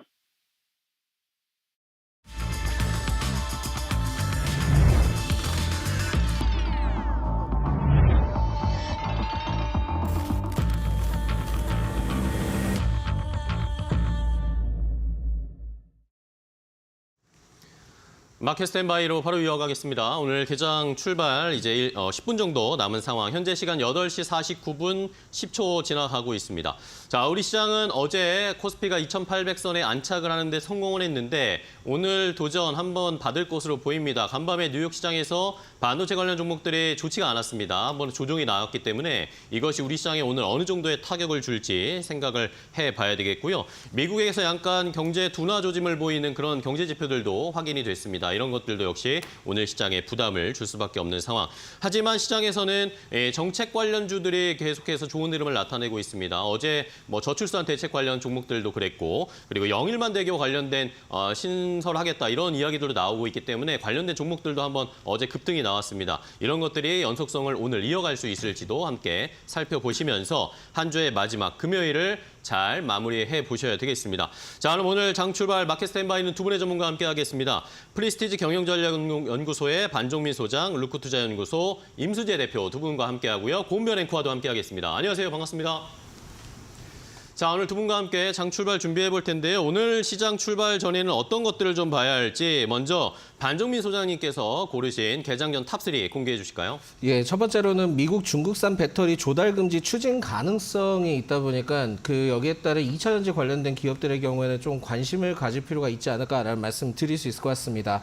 뭐 자세하게 내용을 좀 살펴본다 한다면은 미국 하원 의원이 세계 배터리 시장 점유율 1위 업체 CATL을 비롯한 중국 배터리 제조 업체들의 미국 시장에서 배제하는 법안을 좀 추진하고 있는 것으로 알려져 있기 때문에 물론 여기에 따른 내용이 좀 더 나와봐야 알겠지만은 일단 지금 이러한 부분들을 통해서 반사수의 가능성을 좀 어느 정도 받을 가능성이 있기 때문에 오늘 오전에는 2차 전지가 흐름이 좋지 않다 하더라도 오후장 때는 좀 체크를 해보실 필요가 있지 않을까라는 말씀을 드리겠습니다. 두 번째로는 미국 당뇨병 학회가 이제 개최가 됩니다. 그러면서 21일부터 24일까지 이제 본격적으로 좀 개최가 되는데 여기에 지금 한미약품과 페트론 그리고 동아 ST 등이 참가를 합니다. 그렇기 때문에 여기에 따라 제약바이오 쪽에 관련된 기업들은 좀 좋은 분위기가 연출될 수 있지 않을까라는 말씀을 드릴 수 있을 것 같고 제약바이오 쪽에 최근에 이제 분위기가 심상치는 않은데 좋은 분위기를 좀 연출을 하고 있는데 이 기조를 계속 좀 이어갈지는 좀 더 체크를 해봐야겠지만 이슈가 지금 나온 상황에서 이러한 제약바이오 쪽에 이번에 참가하는 기업들을 좀 체크를 해볼 필요가 있지 않을까라는 말씀 드립니다. 마지막으로는 동해 심해가스전 개발 전략회의가 오늘 개최가 됩니다. 그렇다 보니까 최근에 이제 대왕고래라고 좀 칭할 수 있는데 시추와 관련된 내용들을 통해서 계속 좀 이슈가 나오고 있거든요. 그리고 오늘 이러한 전략회의에 대한 내용이 나오게 된다 한다면은 일시적으로 좀 변동성이 굉장히 좀 클 가능성이 높다 보니까 여기에 따른 기대감은 좀 더 있을 가능성도 있고 만약에 조정폭이 또 나온다 하더라도 7월에 또 관련된 내용들이 나올 수 있기 때문에 대왕고래에 대한 테마는 계속될 가능성이 높다라고 보시면 될 것 같습니다. 네, 알겠습니다. 반종민 소장은 미국의 중국산 배터리 규제 그리고 미국의 당뇨병 학회 개최, 대왕고래 이슈 이렇게 세 가지를 투자 포인트로 들고 오셨는데요. 그렇다면 임순재 대표님께서는 어떠한 이슈를 들고 오셨을까요? 네, 계속 높아지고 있는 조선가에 대한 부분도 같이 좀 보시면 어떨까 싶습니다. 이에 따라서 2분기에 조선 관련주들의 실적 기대감이 지금 키워지고 있는 그런 상황이다라고 보시면 되는데요. 클락슨 신조선가가 지금 5월달 기준으로 186.42포인트를 기록을 했습니다. 이게 조선업이 최고의 호황을 보였었던 2008년도에 187.19포인트 이후에 지금 16년 만에 최고 수준으로 상승한 그런 모습을 보이고 있고요. 3년 전에 비해서는 지금 35% 상승할 만큼 상승세가 꾸준히 이어지고 있다라고 보시면 될 것 같습니다. 이에 따라서 조선사들 같은 경우도 2분기 실적 호조가 계속 이어질 것이다라는 기대감을 커져 있는 그런 상황이고요. 조선 3사 같은 경우에 지금 2분기 실적 시장 컨센서스를 본다라고 하게 되면 HDG, 한국조선해양 같은 경우에는 매출 같은 경우는 11%, 그다음에 영업이익 같은 경우는 작년보다 246% 증가할 것이다라고 지금 예상을 하고 있습니다. 삼성중공업 같은 경우는 매출은 한 24%, 그다음에 영업이익도 58%, 그다음에 하나오션 같은 경우도 매출은 33%, 그다음에 영업이익은 흑자로 전환할 것이다라고 기대를 감이 있다라고 보시면 될 것 같고요. 여기에 정부에서 조선업 수출 금융 지원을 확대하기 위한 그런 조치들을 하고 있습니다. 대표적으로 무역보험공사에서 특별 보증 비율을 기존의 85%에서 95%로 상향 조정을 하면서 일단 조선사들의 금융 지원 확대가 이어지고 있는 그런 상황이고 이렇다라고 하게 되면 지금 신규 수주 관련된 측면에서도 긍정적으로 영향을 미칠 가능성이 있다라고 생각이 되고 있습니다. 중국 업체들의 추격에 대한 우려는 있겠지만 단기적으로는 기술 경쟁력이 어느 정도 격차가 있기 때문에 쉽게 뒤집히기 좀 어렵지 않을까라는 생각을 하고 있으니까 그런 점에서 조선 관련주들은 여전히 좀 관심 있게 보시면 어떨까 싶습니다. 네, 두 번째는 이제 제약바이오, 저도 이제 비슷한데요. 당뇨병 학회에 조금 주목할 필요가 있지 않을까 싶습니다. 6월 21일부터 오늘부터죠. 24일까지 지금 미국 당뇨병 학회가 개최가 될 예정이고요. 전 세계 관련된 전문가, 기업, 연구기관 등 한 12,000여 명이 전문가가 참석한다라고 보시면 될 것 같습니다. 특히 최근 들어 비만 치료제에 대한 그런 시장 기대감이 커져 있는 게 사실입니다. 단순히 비만에서 끝나는 게 아니라 고혈압이나 심혈관 질환, 그다음에 뇌혈관 질환 같이 이 기타 질환으로 지금 비만 치료제가 확장이 되고 있는 그런 모습을 보이고 있기 때문에 때문에 이런 비만 치료제를 개발하는 그런 기업들 중심으로 관심 있게 좀 보시면 어떨까 싶고요. 특히 이제 바이오 관련된 종목들은 이제 미국의 기준금리가 인하가 된다라는 기대감이 분다라고 하게 되면 그만큼 긍정적인 그런 수혜를 볼 가능성이 있기 때문에 그런 부분은 같이 좀 주목해서 보시면 좋을 것 같고요. 특히 최근 들어 이제 신약 기술 수출, 그다음에 FDA 승인과 관련된 이슈가 있는 종목에 좀 주목하실 필요가 있지 않을까 싶습니다. 세 번째는 SK그룹의 이제 사업 구조 개편에 대한 급물살을 타고 있다라는 내용입니다. SK가 지금 코로나 이후에 여러 분야의 다양한 기업에 투자를 하고 있는 게 사실입니다.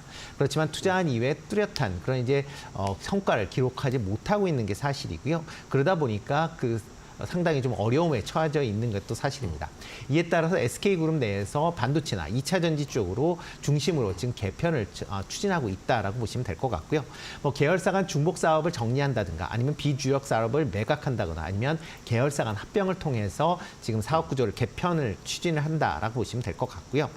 단기적 이런 이제 개편을 통해서 본다라고 하게 되면 단기적으로 보면 이제 이런 개편을 통하면 좀 정리가 되는 그런 측면은 분명히 있습니다. 또 이와 더불어 대규모 투자가 지금 반도체나 2차 전지 분야로 지금 이루어지고 있는 그런 상황에서 이런 개편을 통해서 좀 그런 분야에 집중한다라고 하게 되면 단기적인보다는 장기적인 측면에서 좀 긍정적으로 볼 수 있지 않을까라는 생각을 해보고 있고요. 그 중에서는 이제 지주회사인 SK 좀 관심 있게 좀 보시면 어떨까 싶습니다. 지금 최태원 회장이 이혼 소송과 관련된 그런 이슈가 좀 있기 때문에 그런 부분 좀 주목해서 보시면 좋을 것 같고요. 이렇게 사업 구조가 개편이 된다라고 하게 되면 향후 주가 상승이나 배당금 확대 관련된 그런 이슈가 가능성도 같이 주목해서 보시면 좋을 것 같습니다. 네, 알겠습니다. 자, 두 분 다 오늘 개장전 탑3에서 일단 당뇨병 학회에 관련된 제약바이오 종목들 골라주시면서 잘 봐야 된다는 말씀 주셨고요. 자, 오늘 앞서 이슈레이더에서 조선주 이야기 해주셨고 그리고 임순재 대표님도 조선주 이야기했지만 한화오션이 오늘 아침에 공시를 올렸습니다. 미국의 필리조선소 지분을 100% 인수했다라는 공시가 올라오면서 미국 조선업 본격 진출하겠다라는 포부를 밝혔습니다. 하나시스템과 하나오션이 참여해서 100% 지분을 인수하는 것이고요. 인수 금액이 1억 달러, 1,380억 원 가까이 되는 금액입니다. 미국의 필리조선소 지분 100%를 인수했다. 이게 오늘 하나오션이나 하나그룹주들 어떻게 영향을 주는지도 오늘 잘 살펴보셔야 되겠습니다. 자, 그럼 이제 오늘 장 출발 일단은 역시 시장 어제도 오르는 모습이었고 미국 시장이 좋지 않았기 때문에 오늘 그다지 동시호가 상황은 좋지 않은 것 같습니다. 고은별 앵커와 더 자세하게 동시호가 상황 확인해 보겠습니다. 네, 6월 21일 금요일장 국내 증시 예상 상황 함께 확인해 보겠습니다. 간밤 미 증시가 기술주를 중심으로 차익 실현 물량이 나오면서 조정을 받았는데요. 국내 증시 역시나 마찬가지로 약세로 출발을 할 것으로 보입니다. 2년 5개월 만에 2,800선 탈환에 성공했던 유가증권 시장은 오늘 하루 만에 2,800선을 내어준 채 시작을 알릴 것으로 보이는데요. 0.4%가량 하락한 2,795포인트 선에 출발을 할 것으로 보이고요. 상대적으로 코스닥이 최근 약한 흐름이 지속됐었습니다. 오늘은 코스피보다는 낙폭이 다소 좀 적은 모습입니다. 0.2%가량 하락하면서 855포인트 선 위협을 받으면서 출발될 것으로 보입니다. 최근 외국인과 기관의 수급에 따라서 시장의 흐름이 좀 바뀌고 있으니까요. 이 부분 함께 확인을 해보시면 좋을 것 같습니다. 그렇다면 시가총액 상위 종목들의 출발 상황 함께 살펴보시죠. 전일 DB하이텍이 25%가량의 급등을 했었는데 오늘 어떠한 흐름을 보여줄지 한번 확인을 해보셔야 될 것 같고 우선 1위부터 5위권을 봤을 때는 전부 다 하락으로 출발이 지금 예상이 되고 있습니다. 특히나 SK하이닉스가 엔비디아가 3% 이상 하락했던 것과 맞물려서 오늘 3.3%가량의 갭 하락을 하면서 출발할 것으로 보이고요.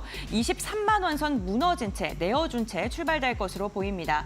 반도체 관련 기업들뿐만 아니라 2차 전지 LG 에너지솔루션 오늘 목표 주가 하향 리포트가 나왔습니다. 8%가량의 하향 리포트가 나왔는데 0.2%가량의 하락 출발 예상됩니다. 전일 조정을 받았던 현대차 오늘도 내림세로 출발이 예고되고 있습니다. 6위부터 10위권의 흐름도 함께 확인해 보시죠. 네, 6위부터 10위권입니다. 10위권까지 모든 종목이 상승 출발하는 종목이 없습니다. 시장의 분위기 다소 좋지 않고요. 셀트리온 같은 경우에는 0.3%가량 하락, 포스코홀딩스 철강 관련 기업들 최근 흐름 좋지 않습니다. 0.4% 하락 출발 예상됩니다. 코스닥 시가총액 상위 종목들도 함께 확인해 보시죠. 알테오제만 힘을 내주고 있습니다. 제약 바이오 관련 기업들 흐름 최근 괜찮죠? 2%가량 상승 출발 예상됩니다. 6위부터 10위권도 함께 보시죠. 6위부터 10위권을 봤을 때 제약 관련주는 힘을 내주고 있고요. 반도체 관련 기업들, 2차 전지 관련 기업을 중심으로는 오늘 다소 조정을 받는 모습입니다. 국내 증시 출발합니다.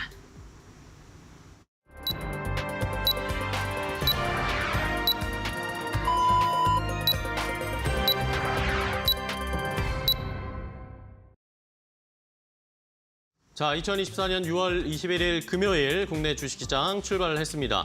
우리 시장은 어제 코스피가 2,800선에 안착을 했지만 간밤에 미국 뉴욕 증시가 엔비디아가 3% 넘게 하락세가 나타냈고 마이크론 테크놀로지를 포함한 반도체 칩 관련 종목들의 일제히 조정이 나왔습니다. 이런 것들의 여파를 받으면서 역시 우리 시장도 삼성전자, SK하이닉스가 지금 하락 출발했습니다. 삼성전자가 1% 넘게 하락하면서 지금 86,600원 정도까지 내려왔습니다. 다시 한번 8만 원 선 지지할 수 있을지 여부 오늘 체크해 보셔야 되겠고요. SK하이닉스도 3% 내외로 지금 낙폭이 나옵니다. 23만 500원에 현재 거래가 되고 있습니다. 자, 이러다 보니까 코스피가 0.45% 하락하면서 2,800선을 내줬습니다. 오늘 장 마칠 때까지 2,800선 회복하면서 마무리될 수 있을지 잘 살펴보셔야 되겠고요.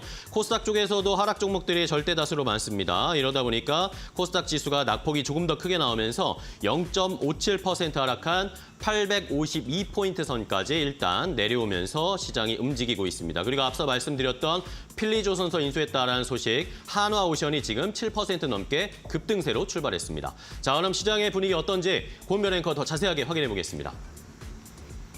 네, 오늘 양시장 같은 경우에는 모두 다 하락으로 출발했습니다. 동시호가 상황 속에서 유가증권 시장보다는 버텨주는 모습이 나타났던 코스닥은 조금 더 깊게 밀리면서 출발했습니다. 유가증권 시장 하루 만에 2,800선 내어지면서 2,795포인트 선에서 출발을 했고요. 코스닥 역시나 855선을 내어주는 모습입니다. 오늘 관세청에서 6월 20일까지의 수출입 현황을 발표했습니다. 수출이 8.5%가량 증가하면서 무역 수지가 15억 불 흑자를 이어가고 있다는 소식이 전해진 만큼 이 부분이 또 국내 증시에 긍정적인 전망을 미칠지 이 부분도 확인을 해보셔야 될 것 같습니다. 그렇다면 이데일리 스핀을 통해서 조금 더 자세한 시장 상황 함께 확인해 보시죠. 네, 시가총액 상위 종목들의 흐름 함께 살펴보겠습니다. 먼저 유가증권 시장 함께 확인해 보시죠.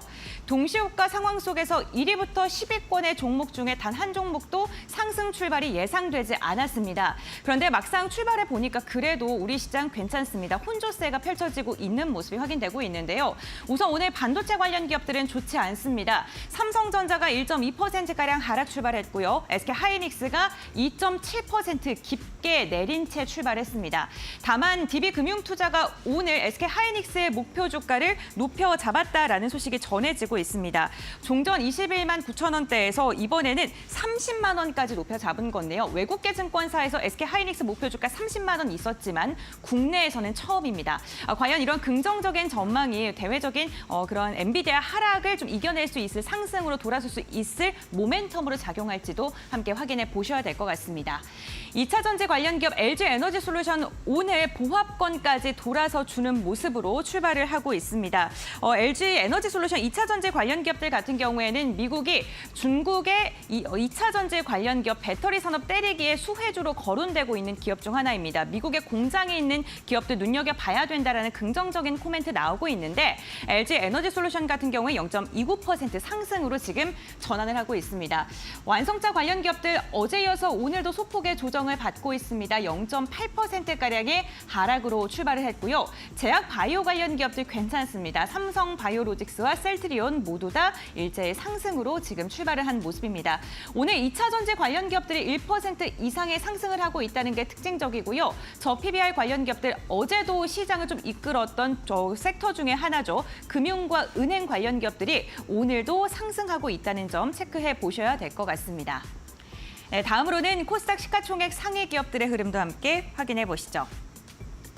전에 2차 전지 에코프로 그룹주들이 3%가량 하락으로 마감을 했는데 오늘 같은 경우에는 반발 매수세가 들어오고 있습니다. 에코프로 BM 0.5%가량 상승으로 출발했고요.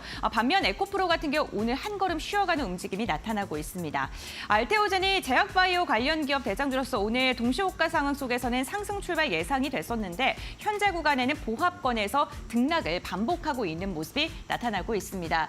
뒤쪽을 보시게 되면 삼성단제약과 제약과 셀트리온 제약, 리가캠 바이오 오늘 시가총액 상위 관련 기업들 가운데 상승부를 켜고 있는 건 제약 바이오 관련 기업들이 압도적으로 많은 상황이고요.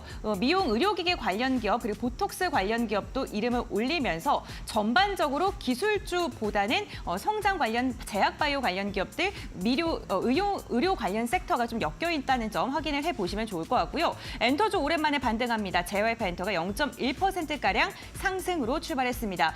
보시게 되면 파란불을 그리고 있는 전반적인 기업들이 오늘 반도체 관련 기업들입니다. 반도체 소부장 관련 기업들까지 전반적으로 흐름은 좋지 않다는 점 체크해 보셔야 될 것 같습니다.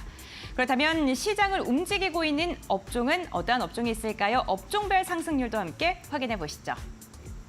네, 업종별 상승률 함께 확인해 보겠습니다. 오늘 조선업종이 눈에 띄는 상승을 하고 있습니다. 저희가 앞서서 조선업종 주목해야 된다라는 걸 방송 초반부터 지속적으로 언급을 해드렸는데요. 신조석가 상승과 같은 긍정적인 모멘텀이 엮이면서 조선업종 1.6%가량의 강한 탄력을 받고 있습니다.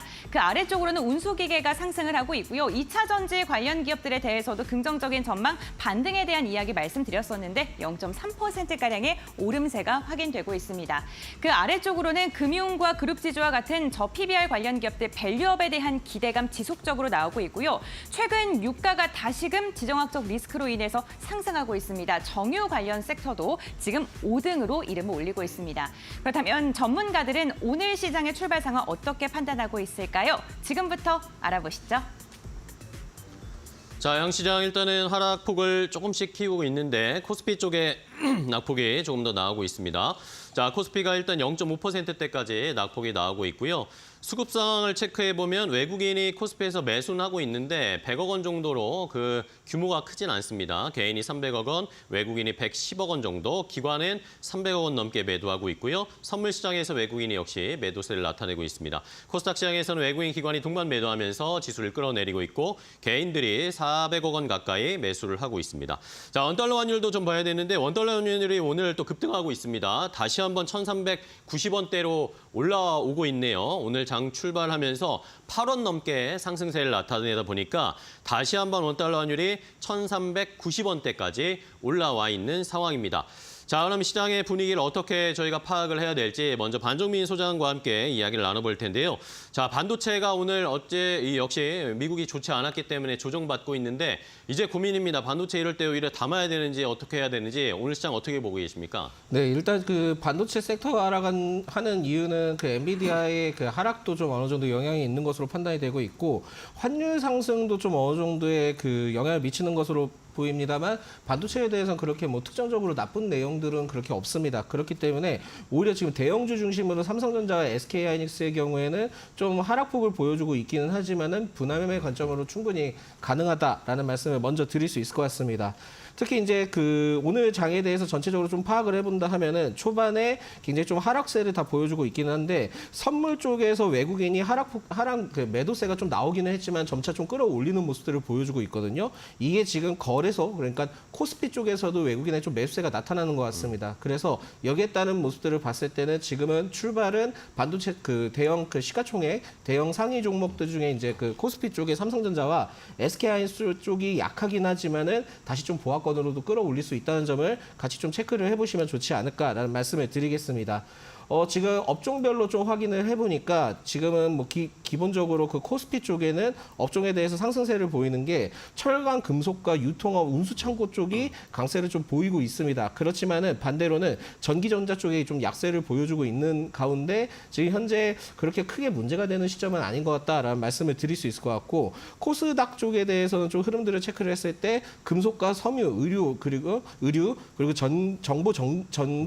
정보기기 쪽에 매수세가 좀 들어와주고 있는 반면에 반도체와 IT 쪽에서는 지금 하락세를 좀 보여주고 있습니다.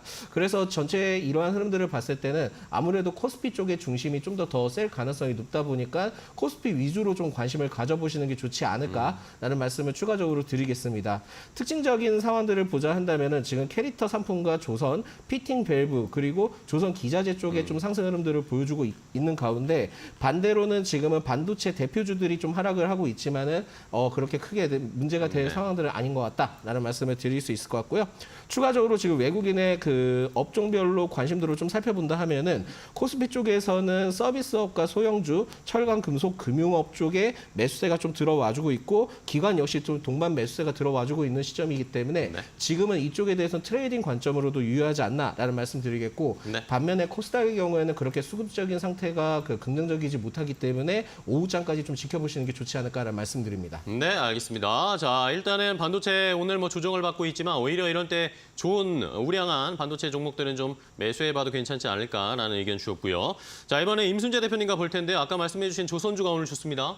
네, 뭐 조선주가 뭐 비교적 좋은 그런 모습을 좀 보이고 있습니다. 물론 한화오션이 지금 미국 조선소 인수권 물론 이제 긍정적으로 영향을 미칠 수 있는데요. 그거보다는 기본적으로 조선업에 대한 이제 시장 전망이 좋다라고 보시는 게 더 맞지 않을까 싶습니다. 그렇기 때문에 관련된 종목들이 오늘 좀 강한 그런 모습을 보이고 있다라고 보시면 될 것 같고요. 뭐 특히 뭐 현대중공업 같은 경우는 지금 6% 넘는 상승세를 보이고 있고, 뭐 한국조선해양, 그다음에 삼성중공업, 뭐 하나오션까지 전부 2% 이상의 지금 상승세를 보일 만큼 강한 흐름세를 이어가고 있다라고 보시면 되겠습니다. 뭐 이런 이제 조선업 관련된 부분은 특히 이제 실적이 발표되기 전까지 아마 그런 기대감이 좀 더 시장에 적용이 될 가능성이 좀 크다라고 생각을 하고 있고요. 그런 관점에서 단기적으로 충분히 추가적인 상승 여력은 있다라고 보여집니다. 뭐 이런 조선업 관련돼서 뭐 대형 조선사뿐만 아니라 지금 관련된 뭐 부품이나 아니면 뭐 엔진 관련된 기업들도 같이 좀 관심 있게 보시면 좋지 않을까라는 생각을 해보고 있습니다. 그와 더불어 이제 수출 관련이 호조가 되는 그런 이제 업종 중심으로 여전히 좀 시장에서 관심을 가지셔야 되지 않을까 싶습니다. 뭐 화장품이나 미용 의료기기 같은 경우도 지금 오늘은 조금 조정을 받긴 하지만 여전히 관심을 가지셔야 되지 않을까라는 생각을 해보고 있고요. 특히 이제 이렇게 수출 관련된 기업들 같은 경우, 특히 2분기 실적이 나오기 직전서부터 분기 실적이 나오기 직전서부터 분기 실적이 발표될 때까지 비교적 기대감으로 좋은 주가 흐름을 보였다라는 관점에서 관심 있게 보시면 좋을 것 같고요. 특히 이제 이런 수출 기업들은 오늘 환율이 1,390원대를 지금 올라가서 있는 그런 상황입니다. 만약 1,400원대를 돌파하는지 여부가 따라서 물론 이제 달라지긴 하겠지만 이렇게 원화가 약세가 된다라고 하게 되면 그만큼 분기 실적의 환차익에 대한 이익이 감안될 수 있다라는 점도 같이 주목해서 보셔야 되지 않을까 싶습니다. 네, 알겠습니다. 자, 이렇게 원달러 환율도 올라가면서 수출주, 아까 뭐 수출 지표도 말씀드렸는데 수출을 일단은 좋은 성장세를 보이고 있습니다. 자, 그러면 시장에서 어떻게 또 많은 투자자들이 관심을 갖는 업종이나 종목 살펴봐야 할 텐데요. 오늘은 또 어디에 시선이 쏠리고 있는지 고은별 앵커와 더 자세하게 확인해 보도록 하겠습니다. 네, 국내 증시가 출발한 지 12분여가 흘렀습니다. 오늘 투자자들이 관심 있게 보고 있는 검색 빈도가 높은 섹터, 싱크풀을 통해 알아보겠습니다. 오늘 투자자들은 조선과 해운 업종에 대한 검색 빈도가 굉장히 높습니다. 특히 조선 업종 같은 경우에는 해상 운임비 그리고 앞으로 수주에 대한 기대감이 지속적으로 이어지고 있는 건데요. 여기에 한화시스템과 하나오션이 미국 필리조선소의 지분 100% 인수를 추진 중이라는 보도가 나오면서 조선 업종의 상승 탄력에 더 힘을 보태주는 트리거 역할을 하고 있는 것으로 보입니다. 올해 1분기 깜짝 실적 기대 나와줬고요. 2분기 깜짝 실적 역시나 이어질 것이다라는 긍정적인 전망 나오고 있습니다.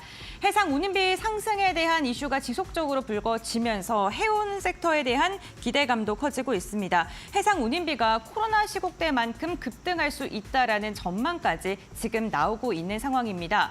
지금 중동에 대한 이슈, 러시아, 우크라이나에 대한 이슈가 지속적으로 나오면서 이 부분 좀 체크를 해보셔야 될 것 같습니다. 방산 섹터에 대한 검색 빈도도 굉장히 높습니다. 우리나라 국방부 장관과 폴란드 국방장관이 회담을 통해서 한국과 폴란드의 43억 달러 방산 총괄 계약이 연내에 발효될 수 있도록 긴밀히 협력을 해나가겠다라는 이야기가 나오면서 이에 대한 모멘텀이 방산 기업들로 이어지고 있는 것으로 보입니다. 제약바이오 섹터도 오늘 흐름 괜찮죠. 에이프릴 바이오가 6,550억 원 규모의 빅딜에 성공하면서 훈풍이 지속적으로 이어지고 있는 상황입니다. 그렇다면 이데일리 스핀을 통해서 시장을 주도하고 있는 종목들 함께 확인해 보시죠. 먼저 상승률 상위 종목들의 흐름 먼저 확인해 보겠습니다. 전일 윤석열 행정부가 인구 비상사태를 선언을 했습니다. 저출산 초고령화 사태에 대응하기 위해서 범정부적인 투자 지원을 지속하겠다라는 이야기를 내놓은 건데요. 이로 인해 캐리소프트와 같은 저출산 엔젤 산업과 관련된 종목들이 급등을 했고요. 오늘도 역시나 그 시세의 연속성을 이어가고 있습니다. 캐리소프트가 20%에 가까운 상승을 하면서 오늘 대장주 역할을 하고 있다는 점 체크해 보시면 좋을 것 같고요. 미래산업 같은 경우에 25%가량의 급등세가 나왔습니다. 공시가 지금 영향을 주고 있는데 SK하이닉스와 13억 원가량의 반도체 검사 장비 공급 계약에 체결했다라는 소식이 전해지면서 관련 모멘텀으로 24%가량의 급등세가 나오고 있습니다. 그 아래쪽으로 해서는 오늘 역시나 해운 관련과 같은 운임과 관련된 종목도 좀 주목을 받고 있고요. 구리 관련 기업인 풍산, 이 종목 같은 경우에는 11%가량 상승을 하고 있는데 구리뿐만 아니라 지금 북한과 러시아의 그 협력에 대한 이야기가 나오면서 방산 관련 모멘텀까지 엮이면서 두 자릿대 상승을 하고 있다는 점 체크해 보셔야겠습니다. 영해만 관련 섹터로 좀 엮이고 있는 게 다양한 섹터가 있겠지만 그 가운데서도 시멘트 관련 기업들도 주목해 볼만합니다. 함께 올라가고 있는 모습이고요. 오늘 7.3%가량의 오름세가 나오고 있습니다. 운임비에 대한 이야기가 지속적으로 나오면서 STX 그린로직스도 8% 이상의 상승을 하고 있습니다. 네, 이렇게 상승률 상위 종목들 함께 확인해 봤고요. 지금부터는 거래량이 강하게 쏠리고 있는 종목들도 함께 확인해 보겠습니다. 거래량 상위 종목들의 흐름 함께 살펴보시죠. 네, 태광이 18% 이상의 급등을 하고 있습니다. 미래산업도 23% 역시나 모멘텀 받으면서 오늘 매기세가 강하게 쏠리고 있는 것으로 보이고요. 한일단조 북한과 러시아에 대한 이야기 지속적으로 나오면서 방산 기업들의 흐름도 괜찮습니다. 7% 이상 상승하고 있고요. 앞서 상승률 상위 종목 영일만 섹터와 함께 엮여서 지금 상승하고 있다라고 말씀드렸던 시멘트 관련 기업들 가운데 고려시멘트가 9% 이상의 상승을 하고 있고요. 오늘 시장에서는 네 번째로 많은 수급이 쏠리고 있습니다. 이와 함께 방산주들 가운데 한화시스템 같은 경우에는 한 걸음 쉬어가고 있습니다. 3%가량의 하락을 하고 있습니다. 에이프릴마리와 앞서 빅딜에 대한 이야기 말씀드렸습니다. 미국 제약회사와 함께 계약을 체결한 건데 오늘 강한 매기세와 함께 4% 이상, 어제여서 오늘도 시세를 이어가고 있는 모습 나타나고 있습니다. 다만 저출산 관련 기업들 가운데 오늘 차익 매도 물량이 강하게 나오고 있는 기업도 있습니다. 깨끗한 나라가 7% 이상 하락하고 있습니다. 그럼 조금 더 자세한 출발 특징주 지금부터 알아보시죠. 자, 시장의 낙폭이 조금 더 깊어지고 있습니다. 이웃 일본 니케이 지수 같은 경우에는 강보합권 출발을 했는데 우리는 시장이 낙폭이 조금 더 깊어져서 아쉬운 상황이고요. 코스피에서는 540개 정도 종목들이 하락하고 있고 코스닥에서는 1,100개가 넘는 종목들이 하락이 나오면서 조금의 조정이 나오고 있습니다. 자, 그러면 시장에서 어떤 종목들을 더 살펴봐야 될지 반주미 소장님 어떤 종목 보십니까? 예, 아무래도 에이프릴 바이오를 좀 말씀드리고 싶습니다. 네. 이 에이프릴 바이오는 지금 6,559억 규모의 그 자가 업종 질환의 치료제에 관련된 기술 이전 계약 체결을 했다는 소식 때문에 오늘 좀 그 갭상승을 출발을 하면서 올라가고 있는데 전 거래 때 좀 살펴보니까는 외국인의 순매수가 굉장히 좀 크게 들어와주고 왔습니다. 그래서 오늘 이제 장 흐름들을 좀 체크를 해봐야 되겠지만 일시적으로는 지금은 기존에 좀 보유를 하셨던 분들의 경우에는 비중 축소는 일부는 좀 하실 필요는 있을 것 같다는 말씀드리겠고요. 실적적인 부분에 대해서는 앞으로 좀 기대가 긍정적으로 보여지고 있습니다만 지금은 그 주가에 대한 변동성이든 여러 가지 좀 파악을 해봤을 때는 기존에 좀 보유하셨던 분들은 좀 축소 전략이 필요하지 않나라는 말씀드리겠고 지금 신규 접근을 하기에는 좀 애매한 타임입니다. 그래서 좀 조정폭이 나왔어요. 눌림목이 나왔을 때 그때 좀 한번 고민을 해보시는 게 좋지 않을까라는 말씀을 드립니다. 두 번째로는 선익 시스템입니다. 이 선익 시스템은 지금 8% 이상 상승을 하고 있는데 금일 리포트가 좀 나왔습니다. 그래서 중국 그 수주에 따른 성장 동력 확보에 대해서 내용이 나왔고 매출액에 대해서 한 700%를 뭐 증가할 것이다라고 좀 내용이 나온 것 같은데 저는 개인적으로는 이 선익 시스템에 대해서는 주가를 앞으로 굉장히 좀 크게 기대를 해볼 수 있는 포인트가 몇 가지가 있습니다. 그렇다 보니까 이 선익 시스템의 경우에는 BOE와 계약을 좀 어느 정도 진행을 할 예정인데 이게 제가 알기로는 그냥 단순히 뭐 몇백억 단위, 몇십억 단위가 아니라 조 단위 계약 가능성이 좀 예측이 되고 있기 때문에 이 선의 시스템의 경우에는 계속 좀 관심을 가져볼 필요가 있을 것 같고 최근에 이제 교환 사채와 전환 사채를 좀 일부 진행한 점을 봤을 때 그 발행가액을 살펴보니까는 지금 현재 주가보다 그렇게 낮은 상황은 아닙니다. 큰 폭으로 낮은 상황이 아니기 때문에 이 선의 시스템의 경우에는 계속 좀 관심을 가져볼 필요가 있지 않을까라는 말씀을 드립니다. 마지막으로 하나기술입니다. 하나기술의 경우에는 마이너스 지금 8% 하락하고 있는데 최근에 이슈가 나온 게 뭐냐면은 1,723억 원 규모의 2차 전지 조립, 그러니까 화성 라인에 대해서 턴키 계약 해지 내용이 좀 나왔습니다.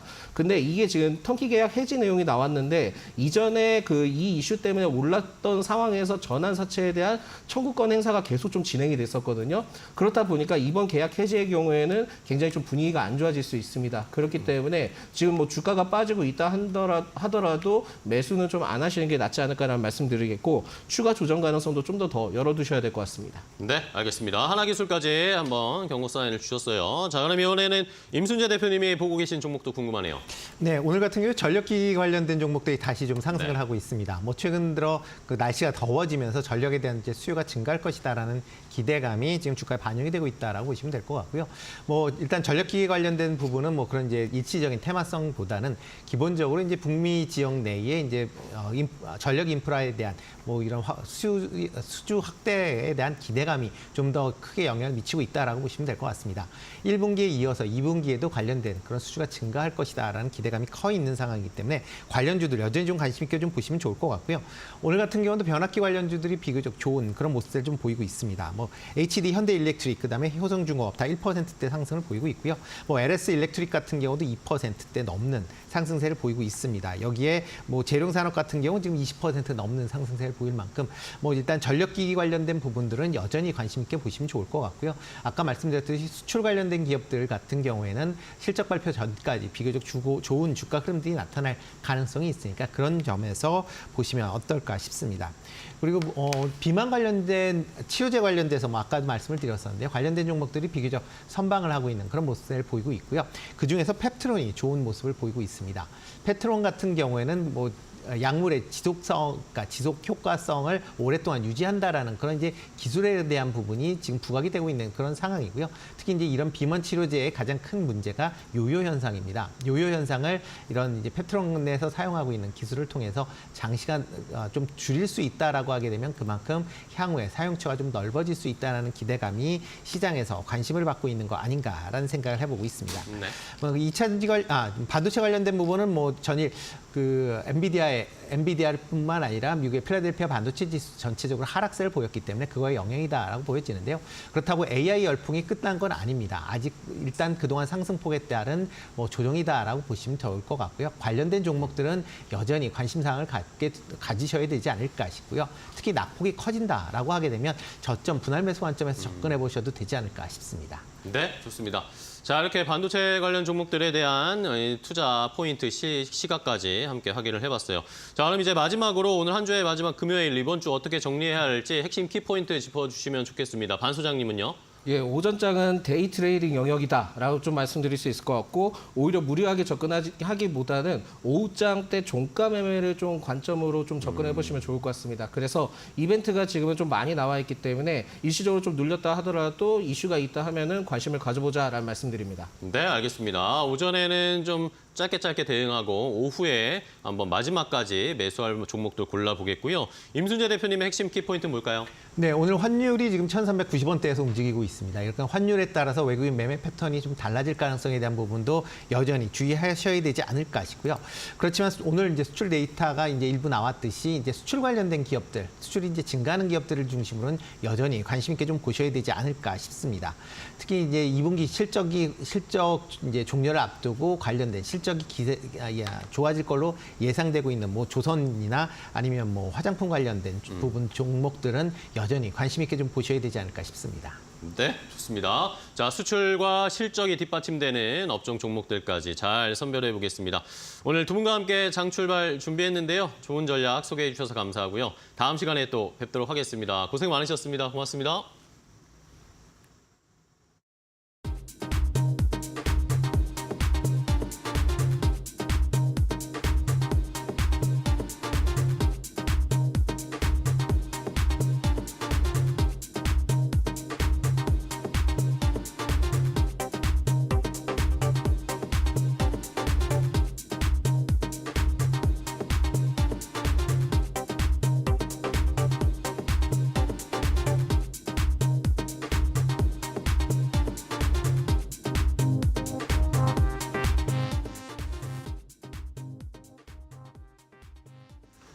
자, 이제 오늘 시장에서 잘 달릴 수 있을 만한 좋은 종목을 알려드리겠습니다. 오늘장 선발 종목인데요. 오늘 시세 잘 분출하고 끝까지 달릴 수 있는 종목 알아보겠습니다. 오늘장 선발 종목 확인하기 전에 어제 저희가 알려드렸던 오늘 개장할 때 시초가에 공략해볼 만한 종목 어떻게 흘러가고 있는지 확인해 볼 텐데요. 어제 파이널샷 프로그램에서 저희가 오후에 알려드렸던 시초가 공략주로 저희가 게임주를 하나 알려드렸죠. 펄어비스, 메리츠증권 정영우 과장이 게임주 중에 펄어비스를 보자라는 의견을 주었고 지난주부터 해서 실적도 개선되고 게임주들을 좀 봐야 된다. 좀 많이 눌려있는 상황에서 오히려 공략해보자라는 의견들 많았습니다. 오늘 시초가에 만약에 매수하셨으면 11만 9,300원에 체결이 됐을 거고요. 목표 가격이 좀 표시가 잘못됐는데 펄어비스를 매수가가 잘못 표시가 됐네요. 자, 펄어비스의 가격이 오늘 어떻게 흘러가고 있는지 좀 체크를 해보도록 하겠습니다. 목표가는 펄어비스 5만 원으로 제시를 해주셨습니다. 자, 펄어비스 오늘도 2.3%, 2.2% 정도 상승 탄력이 좀 나오고 있습니다. 좋은 흐름을 나타내고 있는데 앞으로 게임주들의 반전 조금 더 나타날지 실적 발표할 때까지 좋은 흐름 나타낼지 함께 지켜보시면 좋겠습니다. 일단 오늘은 출발 좋은 펄어비스까지 함께 확인을 해봤습니다. 자, 그럼 이제 오늘장 선발 종목, 오늘 시장에서 볼 만한 종목을 확인해 보겠습니다. 오늘은 또 어떤 양질의 좋은 종목을 선정해 주셨을지 신한투자증권 부산금융센터의 이호석 차장과 종목 선별해 보겠습니다. 안녕하세요, 차장님. 네, 안녕하십니까. 이호석 차장입니다. 네, 반갑습니다. 자, 오늘 시장에서는 어떤 종목 보고 계세요? 네, 오늘 말씀드릴 종목은 HMM입니다. HMM 오늘 앞으로도 실적 시즌 앞두고 나서 실적 개선될 거란 이야기들 많던데 충분히 상승 여력이 있을까요? 네, 그렇습니다. 최근 시장에 이제 가장 큰 키워드가 실적이다라고 생각을 하거든요. 결국에 실적 전망이 좋아지는 그런 종목들 같은 경우에 다시 한 번 더 저희가 리마인드 해봐야 된다라고 생각을 하고 있고요. 최근에 이제 조금 상승하긴 했지만은 시장의 관심에서 투자자들이 관심에서 살짝 멀어져 있었기 때문에 좀 환기시킨다는 의미도 있다라는 점 말씀드리겠습니다. 우선 이제 2분기에 영업이익이 7,890억 정도 나올 것으로 예상을 하는데요. 전년 대비 한 394% 늘어나는 이제 깜짝 실적, 어닝 서프라이즈가 예상이 되고 있습니다. 시장에서 추정했던 추정치가 기존에 한 5,500억 정도였거든요. 그 기존에 시장에서 예측했던 그 예상 실적 대비 한 2,300억 정도 더 영업이익이 잘 나올 것으로 기대를 하고 있기 때문에 이 부분에서 이제 굉장히 좀 의미가 있다라고 말씀을 드릴 수 있고요. 결국 실적이 개선되는 이제 그 원인으로 좀 따져보자면 미주라든지 유럽 항로의 이제 스팟 운임 자체가 조금 늘어났다는 겁니다. 상하이 컨테이너 운임 같은 경우가 전 분기 대비 약 18% 늘어났고요.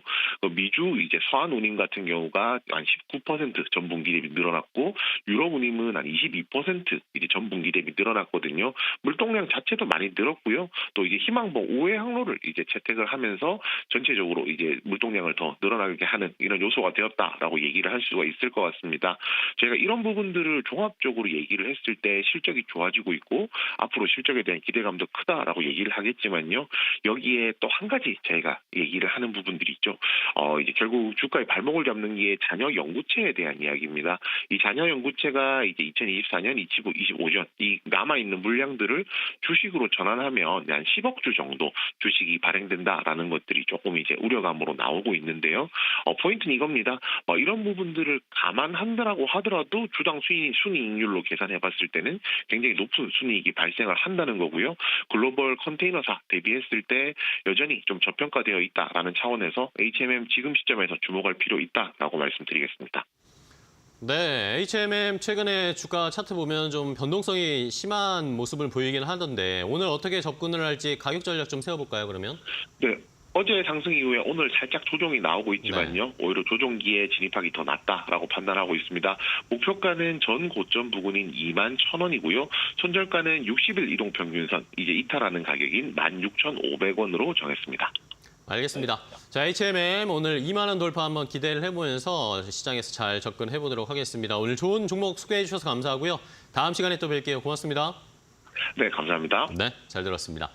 자, 이렇게 오늘장 선발 종목으로 HMM을 제안해드렸습니다. 오늘 시장에서 끝까지 잘 달릴 수 있을지 저희 이데일리 TV와 함께 하시면 마지막까지 체크하실 수 있습니다. 저희 파이널샷 프로그램에서 다시 한번 HMM이 잘 가고 있는지 확인하실 수 있으니까요. 끝까지 함께 해주시기 바랍니다. 지금까지 오늘장 선발 종목이었습니다.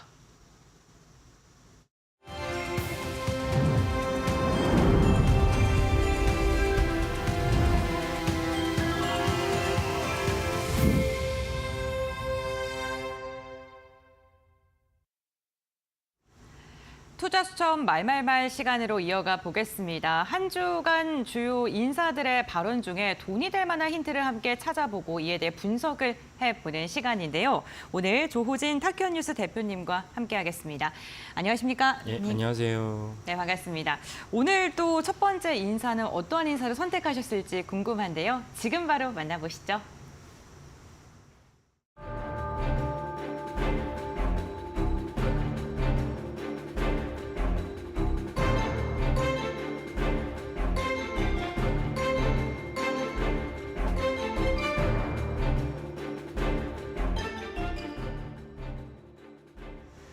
네, 오늘 첫 번째 인사의 코멘트로는 엔비디아 젠슨왕 CEO의 발언을 꼽아 오셨습니다. 칼텍 졸업식에 가서 축사를 했던 부분 중에 한 구절을 들고 오신 건데 이번 주 엔비디아가 간밤에는 1위를 내주기는 했지만 미국 시장에서 시가총액 1위를 탈환을 하면서 이로 인해 시장은 더욱더 젠슨황의 입에 주목을 하고 있는 것 같습니다. 그렇죠. 관련 발언 어떻게 해석하시는지 이야기 들어볼까요? 예. 네. 일단 그 발언의 배경을 좀 설명드리면은 이제 우리나라 미국에서 이제 유명 연사들이 네. 주요 대학의 졸업식에 이제 축하 연사로 이제 들어가서 이제 발언을 했는데 그 중에 이번에 캘리포니아 공대라고 또 여기 칼텍에 가서 14일 지난주 금요일이었죠. 현지 시간 이제 금요일 날 졸업식이 열렸었는데 젠슨 왕이 초대받았어요. 그러니까 사실은 실리콘밸리뿐만 아니라 전 세계에서 가장 유명한 인사로 할 수 있는 젠슨 왕을 갖다가 칼텍에서 초청을 할 수 있다는 것 자체는 같은 실리콘밸리이기 때문에 가능하기도 할 수 있고 그만큼 젠슨 왕의 어떤 입지나 유명세가 올라갔다고 볼 수가 있습니다. 그래서 젠슨 왕이 졸업식에 가서 여러 가지 많은 얘기를 했는데 그중에서 우리는 투자자들이니까 투자자들과 관계된 말씀을 먼저 드린다면 젠슨 왕이 이제 GPU를 시작을 할 때 그 사실상 그 해당 시장을 갖다 젠슨 왕이 아주 이렇게 세련된 용어로 표현을 했어요. 뭐라고 표현했냐면 당시 시장이 0억 달러였다. 그러니까 0억 달러라는 거는 규모가 없다, 시장이 없다라는 뜻이잖아요. 그러니까 젠슨 왕이 이제 엔비디아가 이제 GPU를 처음 시작할 때 GPU라는 것 자체가 시장이 없었지만 사실은 거기에 대해서 많은 그 어려움을 갖다 뚫고 오늘의 이제 그 엔비디아를 읽었다. 그리고 젠슨 왕이 지난주 금요일 날 축사를 했기 때문에 이번 주에 엔비디아가 예상대로 근데 좀 생각보다 빨랐어요. 그 다른 기업들이 그 시총 1위 등극하는 것보다는 너무 빨라 그랬는데 어쨌건 이번 주에 그 엔비디아가 시총 1위에 올랐다가 오늘 이제 미국 시장 장중 이렇게 마감한 걸 보면은 엔비디아가 한 7% 정도의 그 진폭이 있었어요. 3% 올라갔다가 결국 종가 3.5% 내려가면서 1위를 내줬습니다. 근데 어쨌건 그 엔비디아가 당분간 미국 시총 1위를 갖다가 구가할 가능성이 높습니다. 그런데도 불구하고 젠슨 왕이 뭐라고 말을 했느냐? 우리가 GPU 시장을 처음 뛰어들었을 때 GPU 시장 자체가 없었다.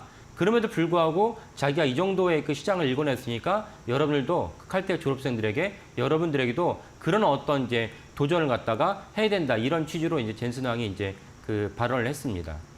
네, 그렇군요. 0억 달러 정말 말씀처럼 세련된 표현을 했는데 사실 엔비디아도 이렇게 순조롭게 성공을 하진 않았을 것 같아요. 실패에 대한 우려도 있었을 것 같고 그리고 앞으로 실패에 대한 가능성도 충분히 열어두고 봐야 되지 않을까 싶은데 어떻게 보시나요? 그렇죠. GPU를 그 화면을 보시는 분들도 네. PC를 진짜 조립해 보신 분들이라면은 엔비디아 이게 이렇게 큰 기업이 될 수 있나? 왜냐면 인텔이라는 거는 CPU는 우리가 다 알고 네. 있었는데 GPU는 약간 부속품 같은 역할이었거든요. 맞아요. 그래서 지포스라고 이제 아마 지금 시청하신 분들 중에서는 직접 PC를 졸업해 보신 분들이라면 엔비디아의 그래픽 카드 지포스가 있고 이것이 계속 그 업그레이드 하면서 오늘의 이제 엔비디아를 마련할 수 있는 근간이 됐습니다. 그래서 엔비디아가 이렇게 처음부터 큰 기업이 아니었지만 꾸준하게 지속적으로 이제 개발과 혁신을 갖다 멈추지 않으면서 오늘의 생성형 AI를 갖다가 실제로 그러니까 콘텐츠는 이제 그 챗GPT 오픈AI가 했지만 이거를 우리가 이 땅에서 이제 실제로 실현하려면 엔비디아의 H100이 있어야 되고 물론 H100을 만드는 기업은 이제 TSMC입니다. 이런 어떤 생태계를 하는데 구심점이 됐기 때문에 엔비디아가 이제 아까 말씀드린 대로 이번 주 중에 이제 시총 1위 3조 달러를 가뿐하게 넘어서면서 사실은 그래서 좀 4조 달러, 5조 달러까지 이게 나오고 있지 않습니까? 그러니까 그런 맥락에서 봤을 때는 그 엔비디아를 갖다 우리가 계속 예전에 그 인텔이라든지 또 IBM이라든지 그다음에 GM이라든지 이런 유수의 미국 제조업 반열에 오르는 그런 엔비디아를 갖다 주목하면서 우리가 같이 주식 투자를 하면 좋겠다라고 생각을 합니다. 네, 그렇군요. 함께 했으면 좋겠다라고 말씀하셨는데 사실 지금 좀 과매수 구간이다, 너무 단기적으로 급등을 했다라는 이야기도 나오고 있고 투자자들 입장에서는 너무 많이 올랐기 때문에 지금 상대적으로 덜 오른 HBM 관련된 기업이라던가 이런 부분을 주목하는 게 더 좋지 않을까라는 생각도 하고 계실 것 같은데요. 투자자 관점에서 좀 어떻게 적용을 해볼 수 있을까요? 네, 그래서 제가 한 3주 전쯤에 이 코너에서 말씀드린 것 같은데 네. 이 너무 급등하다 보니까 사실 많은 주식 분석가들이 사실 제가 볼 때 월가에 있든 한국에 있든 내노라는 이 프로들도 이걸 어떻게 접근할지에 대해서 지금 막막한 경우가 많은 것 같습니다. 그래서 네. 그 막막한 경우는 어떻게 이제 희석시키고 있냐면은 예전에 동일하게 이렇게 엄청난 이제 붐업이 됐을 때 엄청난 주가 매출이 폭등이 있었을 때 그때 어떤 식으로 이제 일어났지라고 이제 복기를 하는 것입니다. 그래서 제가 3주 전쯤이라 기억나는데 그 2000년에 인터넷 혁명이 일어났을 때 2000년에 인터넷 초고속 인터넷 혁명이 일어났을 때 그때 가장 각광을 받았던 기업이 시스코였습니다. 시스코가 이제 92년도부터 주가가 계속 그 조금씩 미진하고 있다가 그러다가 이제 97년부터 이제 주가가 폭등하기 시작해가지고 그 7년간 4,000% 정도 폭등을 했거든요. 폭등을 했는데 그때 차트를 제가 한번 보여드렸었는데 폭등을 갖다가 7년간 4,000% 했지만 그래도 급락이 1년에 한 번꼴로는 있었습니다. 그러니까 그때는 왜 그런 일이 생겼냐면 시스코가 라우터라는 시스코 장비를 갖다가 이제 계속 양산하는데 수요에 비해서 공급이 원활하지 않았어요. 그러면 공급이 원활하지 않다라는 뉴스가 시장의 어떤 센티를 갖다 부정적으로 만들면은 뭐 하나 터지면 20%씩 떨어지는 경우가 있었어요. 그러니까 사실은 엔비디아 같은 경우도 그런 식으로 이제 시장이 계속적으로 상승을 하지만 엔비디아도 비슷한 경우를 겪을 수 있다. 그렇다면 우리는 어떻게 해야 되는가라는 관점을 시스코의 어떤 주가 차트랑 시스코가 급락하는 경우가 있었지만 궁극적으로 이제 4,000%라는 거. 말만 들어도 막 1억을 넣었으면 뭐 4조가 된다는 얘기니까요. 그러니까 4천억이 된다는 얘기니까 이게 참 엄두가 안 나는 어떤 폭등세인데 이런 폭등세에 우리가 두려울 수도 있는데 시스코 차트를 보면서 엔비디아도 더불어 투자하시면 좋겠다라고 그때 말씀을 한번 드렸어요. 네, 그러시군요. 근데 어쨌든 1년에 한 번꼴로 급락이 나오면 투자자 입장에서는 아, 내가 또 고점에서 사는 거 아니냐, 내가 그렇죠. 사니까 네. 급락하네 이러면서 불안한 마음이 생기실 수 있을 것 같아요. 그렇다면은 또 손절을 하게 되고 뭐 네. 이렇게 악순환이 반복이 될 수 있는데 어떠한 투자 방법으로 접근해야 될까요? 그래서 이제 그때 제일 중요한 건 네. 뭐냐면은 내가 사는 종목이 계속 3년이고 5년이거나 우상향 하는 것이냐 아닌 것이냐 아니면 박스에 가둬와서 업앤다운 있는 것이냐 이런 것을 뭐 구별하시는 게 좋은데 네. 박스권을 가둬서 이제 업앤다운하는 것은 대부분 이제 우리가 보통 그 유틸리티 종목이라고 하는 그 시크리컬 종목이라는 종목들이 그대입니다. 그러니까 순환 종목이라고 할 수 있는데, 근데 엔비디아처럼 이제 시장이 형성돼가지고 뭐 시장이 이제 형성했다는 어폐가 있긴 하지만 주식 투자 관점에서 많은 분들이 엔비디아를 몰랐었을 테니까 주식 투자 관점에서 엔비디아가 작년부터 사실은 이제 루키로서 등장을 했다. 루키로 등장했는데 불과 2년 만에 1등 기업이 됐다. 그러면 언제까지 이제 이 기업이 계속 올라갈 것이냐라고 본다면 아까 말씀드린 인터넷 혁명 시스코를 반추해 본다면 인터넷 혁명을 통해서 우리가 일상에서 엄청난 어떤 변화를 느끼는데 그 일상의 혁신과 변화가 이제는 이제 충격이 아니고 당연한 것이고 일상이 됐다. 그러면 더 이상 인터넷 혁명과 혁신은 멈췄다라고 보면 맞거든요. 그리고 그 비슷한 시기보다 조금 더 빨리 그 시스코의 주가가 이제 정점을 찍었어요. 정점을 찍고 내려왔죠. 그러니까 엔비디아 역시 AI 생산 혁명이 이제 우리가 너무나도 충격적이고 놀랍지만 이 충격과 놀라움이 없어지고 이제는 당연한 거다. 마치 우리가 스마트폰으로 주식 투자를 하고 스마트폰으로 뉴스를 보는 것이 일상화됐듯이 이런 것들이 엔비디아 AI 생산 혁명이 이제 그 일상이 된다면 엔비디아의 챗GPT나 H100, B100 이런 것도 이제는 더 이상 폭풍 성장을 하기는 좀 어렵다. 근데 지금은 아니다는 거죠. 지금은 아니라는 얘기는 계속 지금까지도 엔비디아 주가가 올라갈 것이라 바라보기 때문에 그래서 우리가 투자를 하는데 근데 이제 우리가 조심할 점은 뭐냐? 아까도 급락이 있을 수 있다 그러니까 어떤 걸 말씀드리냐면 적립식으로 투자하라는 걸 가장 권유해 드립니다. 그러니까 나의 자산, 나의 수익 중에서 일정 이상 좀 과하다 싶을 정도로 그 투자금을 갖다가 일정 이상 강제로 투자를 적금 붙듯이 이제 투자를 하는 거예요. 그러면 강제적으로 해당 종목을 사다 보면은 만약에 해당 종목 주가가 급락을 했다. 그때는 나의 수익을 갖다가 극대화시킬 수 있는 기회인 거고 급락시키지 않고 계속 올라간다. 그러면 이제 더불어서 나의 그 자산을 갖다가 아주 기쁘게 이제 증식이 되는 것이죠. 이런 맥락으로서 적립 투자를 하는 거를 강력하게 권고해 드립니다. 네, 알겠습니다. 오늘 엔비디아에 대한 이야기 첫 번째로 나눴는데요. 이렇게 엔비디아와 같은 미국 주식에 투자를 하시는 투자자분들께 또 주목하고 계신 게 환율 부분인 것 같습니다. 국내 증시 역시나 외국인의 수급이 시장을 이끄는 모양새가 이어지고 있기 때문에 환율 부분에 대해서 지금 주목을 할 수밖에 없는데 환율 최근에 많이 상승했습니다. 1,390원대까지 올라섰는데 외환 당국이 올해 말까지 외환 스와프 거래 한도를 기존 350억 달러에서 500억 달러로 증액하기로 했다라는 보도가 지금 나오고 있습니다. 외환시장의 변동성 확대에 좀 대응하기 위해서 이런 건데요. 환율 리스크를 좀 더 완화가 되고 또 효율적인 자금 관리가 가능할 것이다라는 긍정적인 이야기가 나오고 있는 만큼 원달러 환율이 다시금 안정세에 접어들 수 있을지 오늘 이 당국의 발표가 시장 안정화에 좀 기여할 수 있을지 이 부분도 함께 체크해 보셔야 될 것 같습니다. 네, 이렇게 반도체 관련 적립식 투자를 해야 된다라는 분석을 해주셨고요. 그럼 두 번째 코멘트도 함께 확인해 보겠습니다.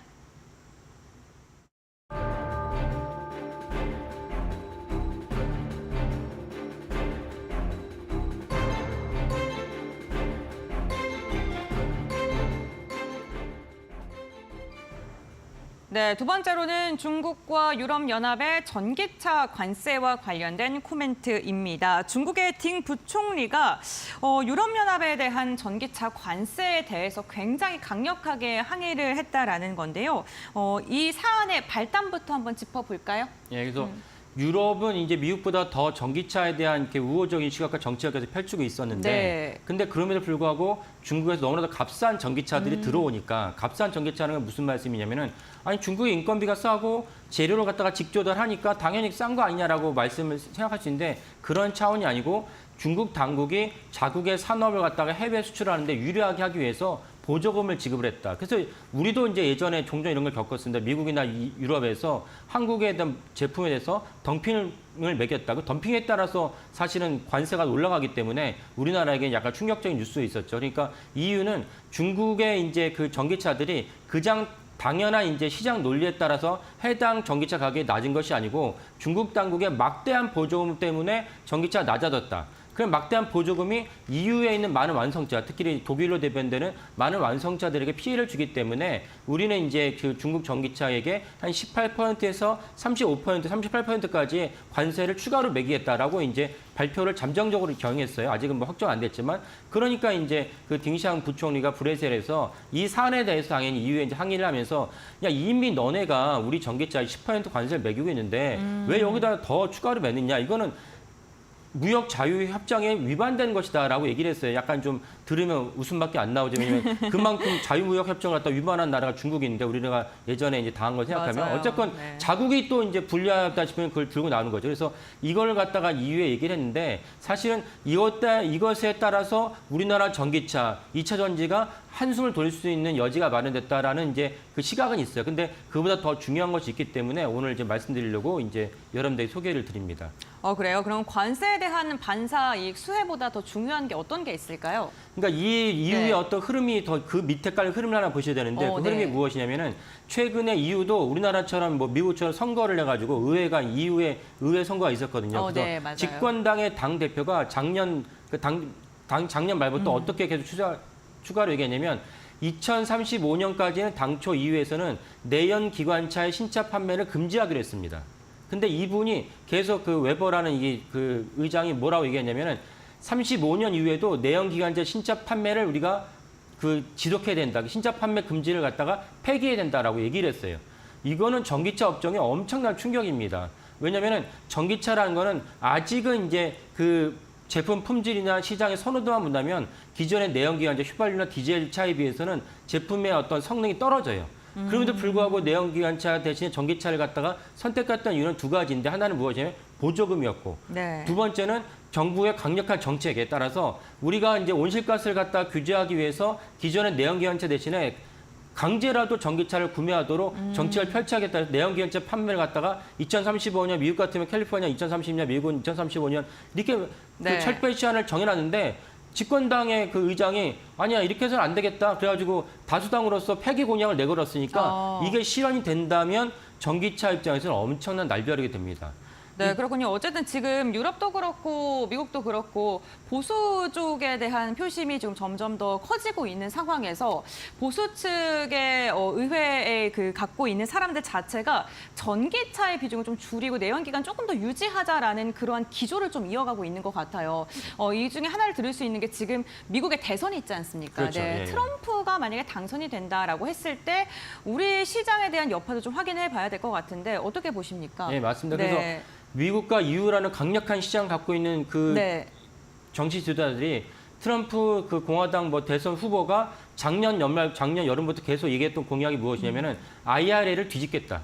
네. IRA는 별로 그 유익한 정책이 아니다. 두 번째, 내연기관, 정확히 말하면 이제 그 개솔린으로 움직이는 내연기관차에 대한 신차 판매를 갖다가 중지해서는 안 된다.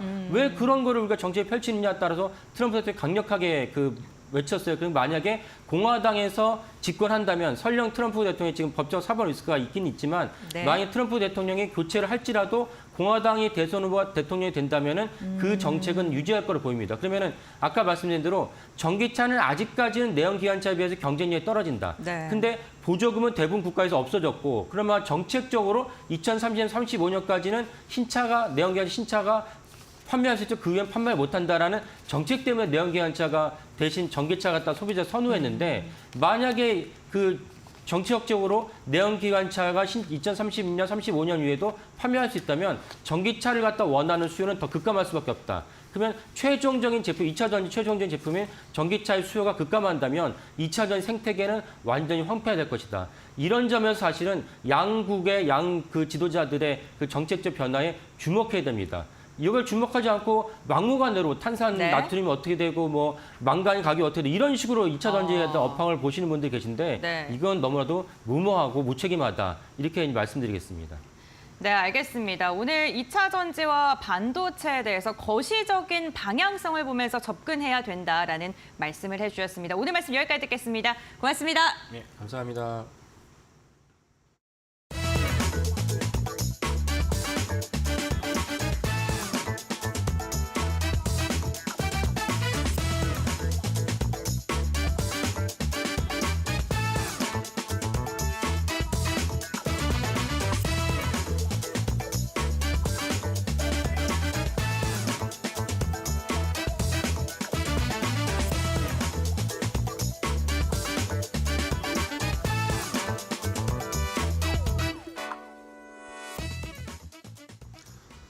자, 개장 후 45분 정도가 지났는데 낙폭이 조금씩 더 커지고 있습니다. 남은 시간 동안에 전략을 좀 잘 세워봐야 될 것 같아요. 네, 그렇습니다. 오후장 투자 전략을 통해서 알아보도록 할 텐데요. 오늘 이 시간 하이투자증권의 염정 차장 연결돼 있습니다.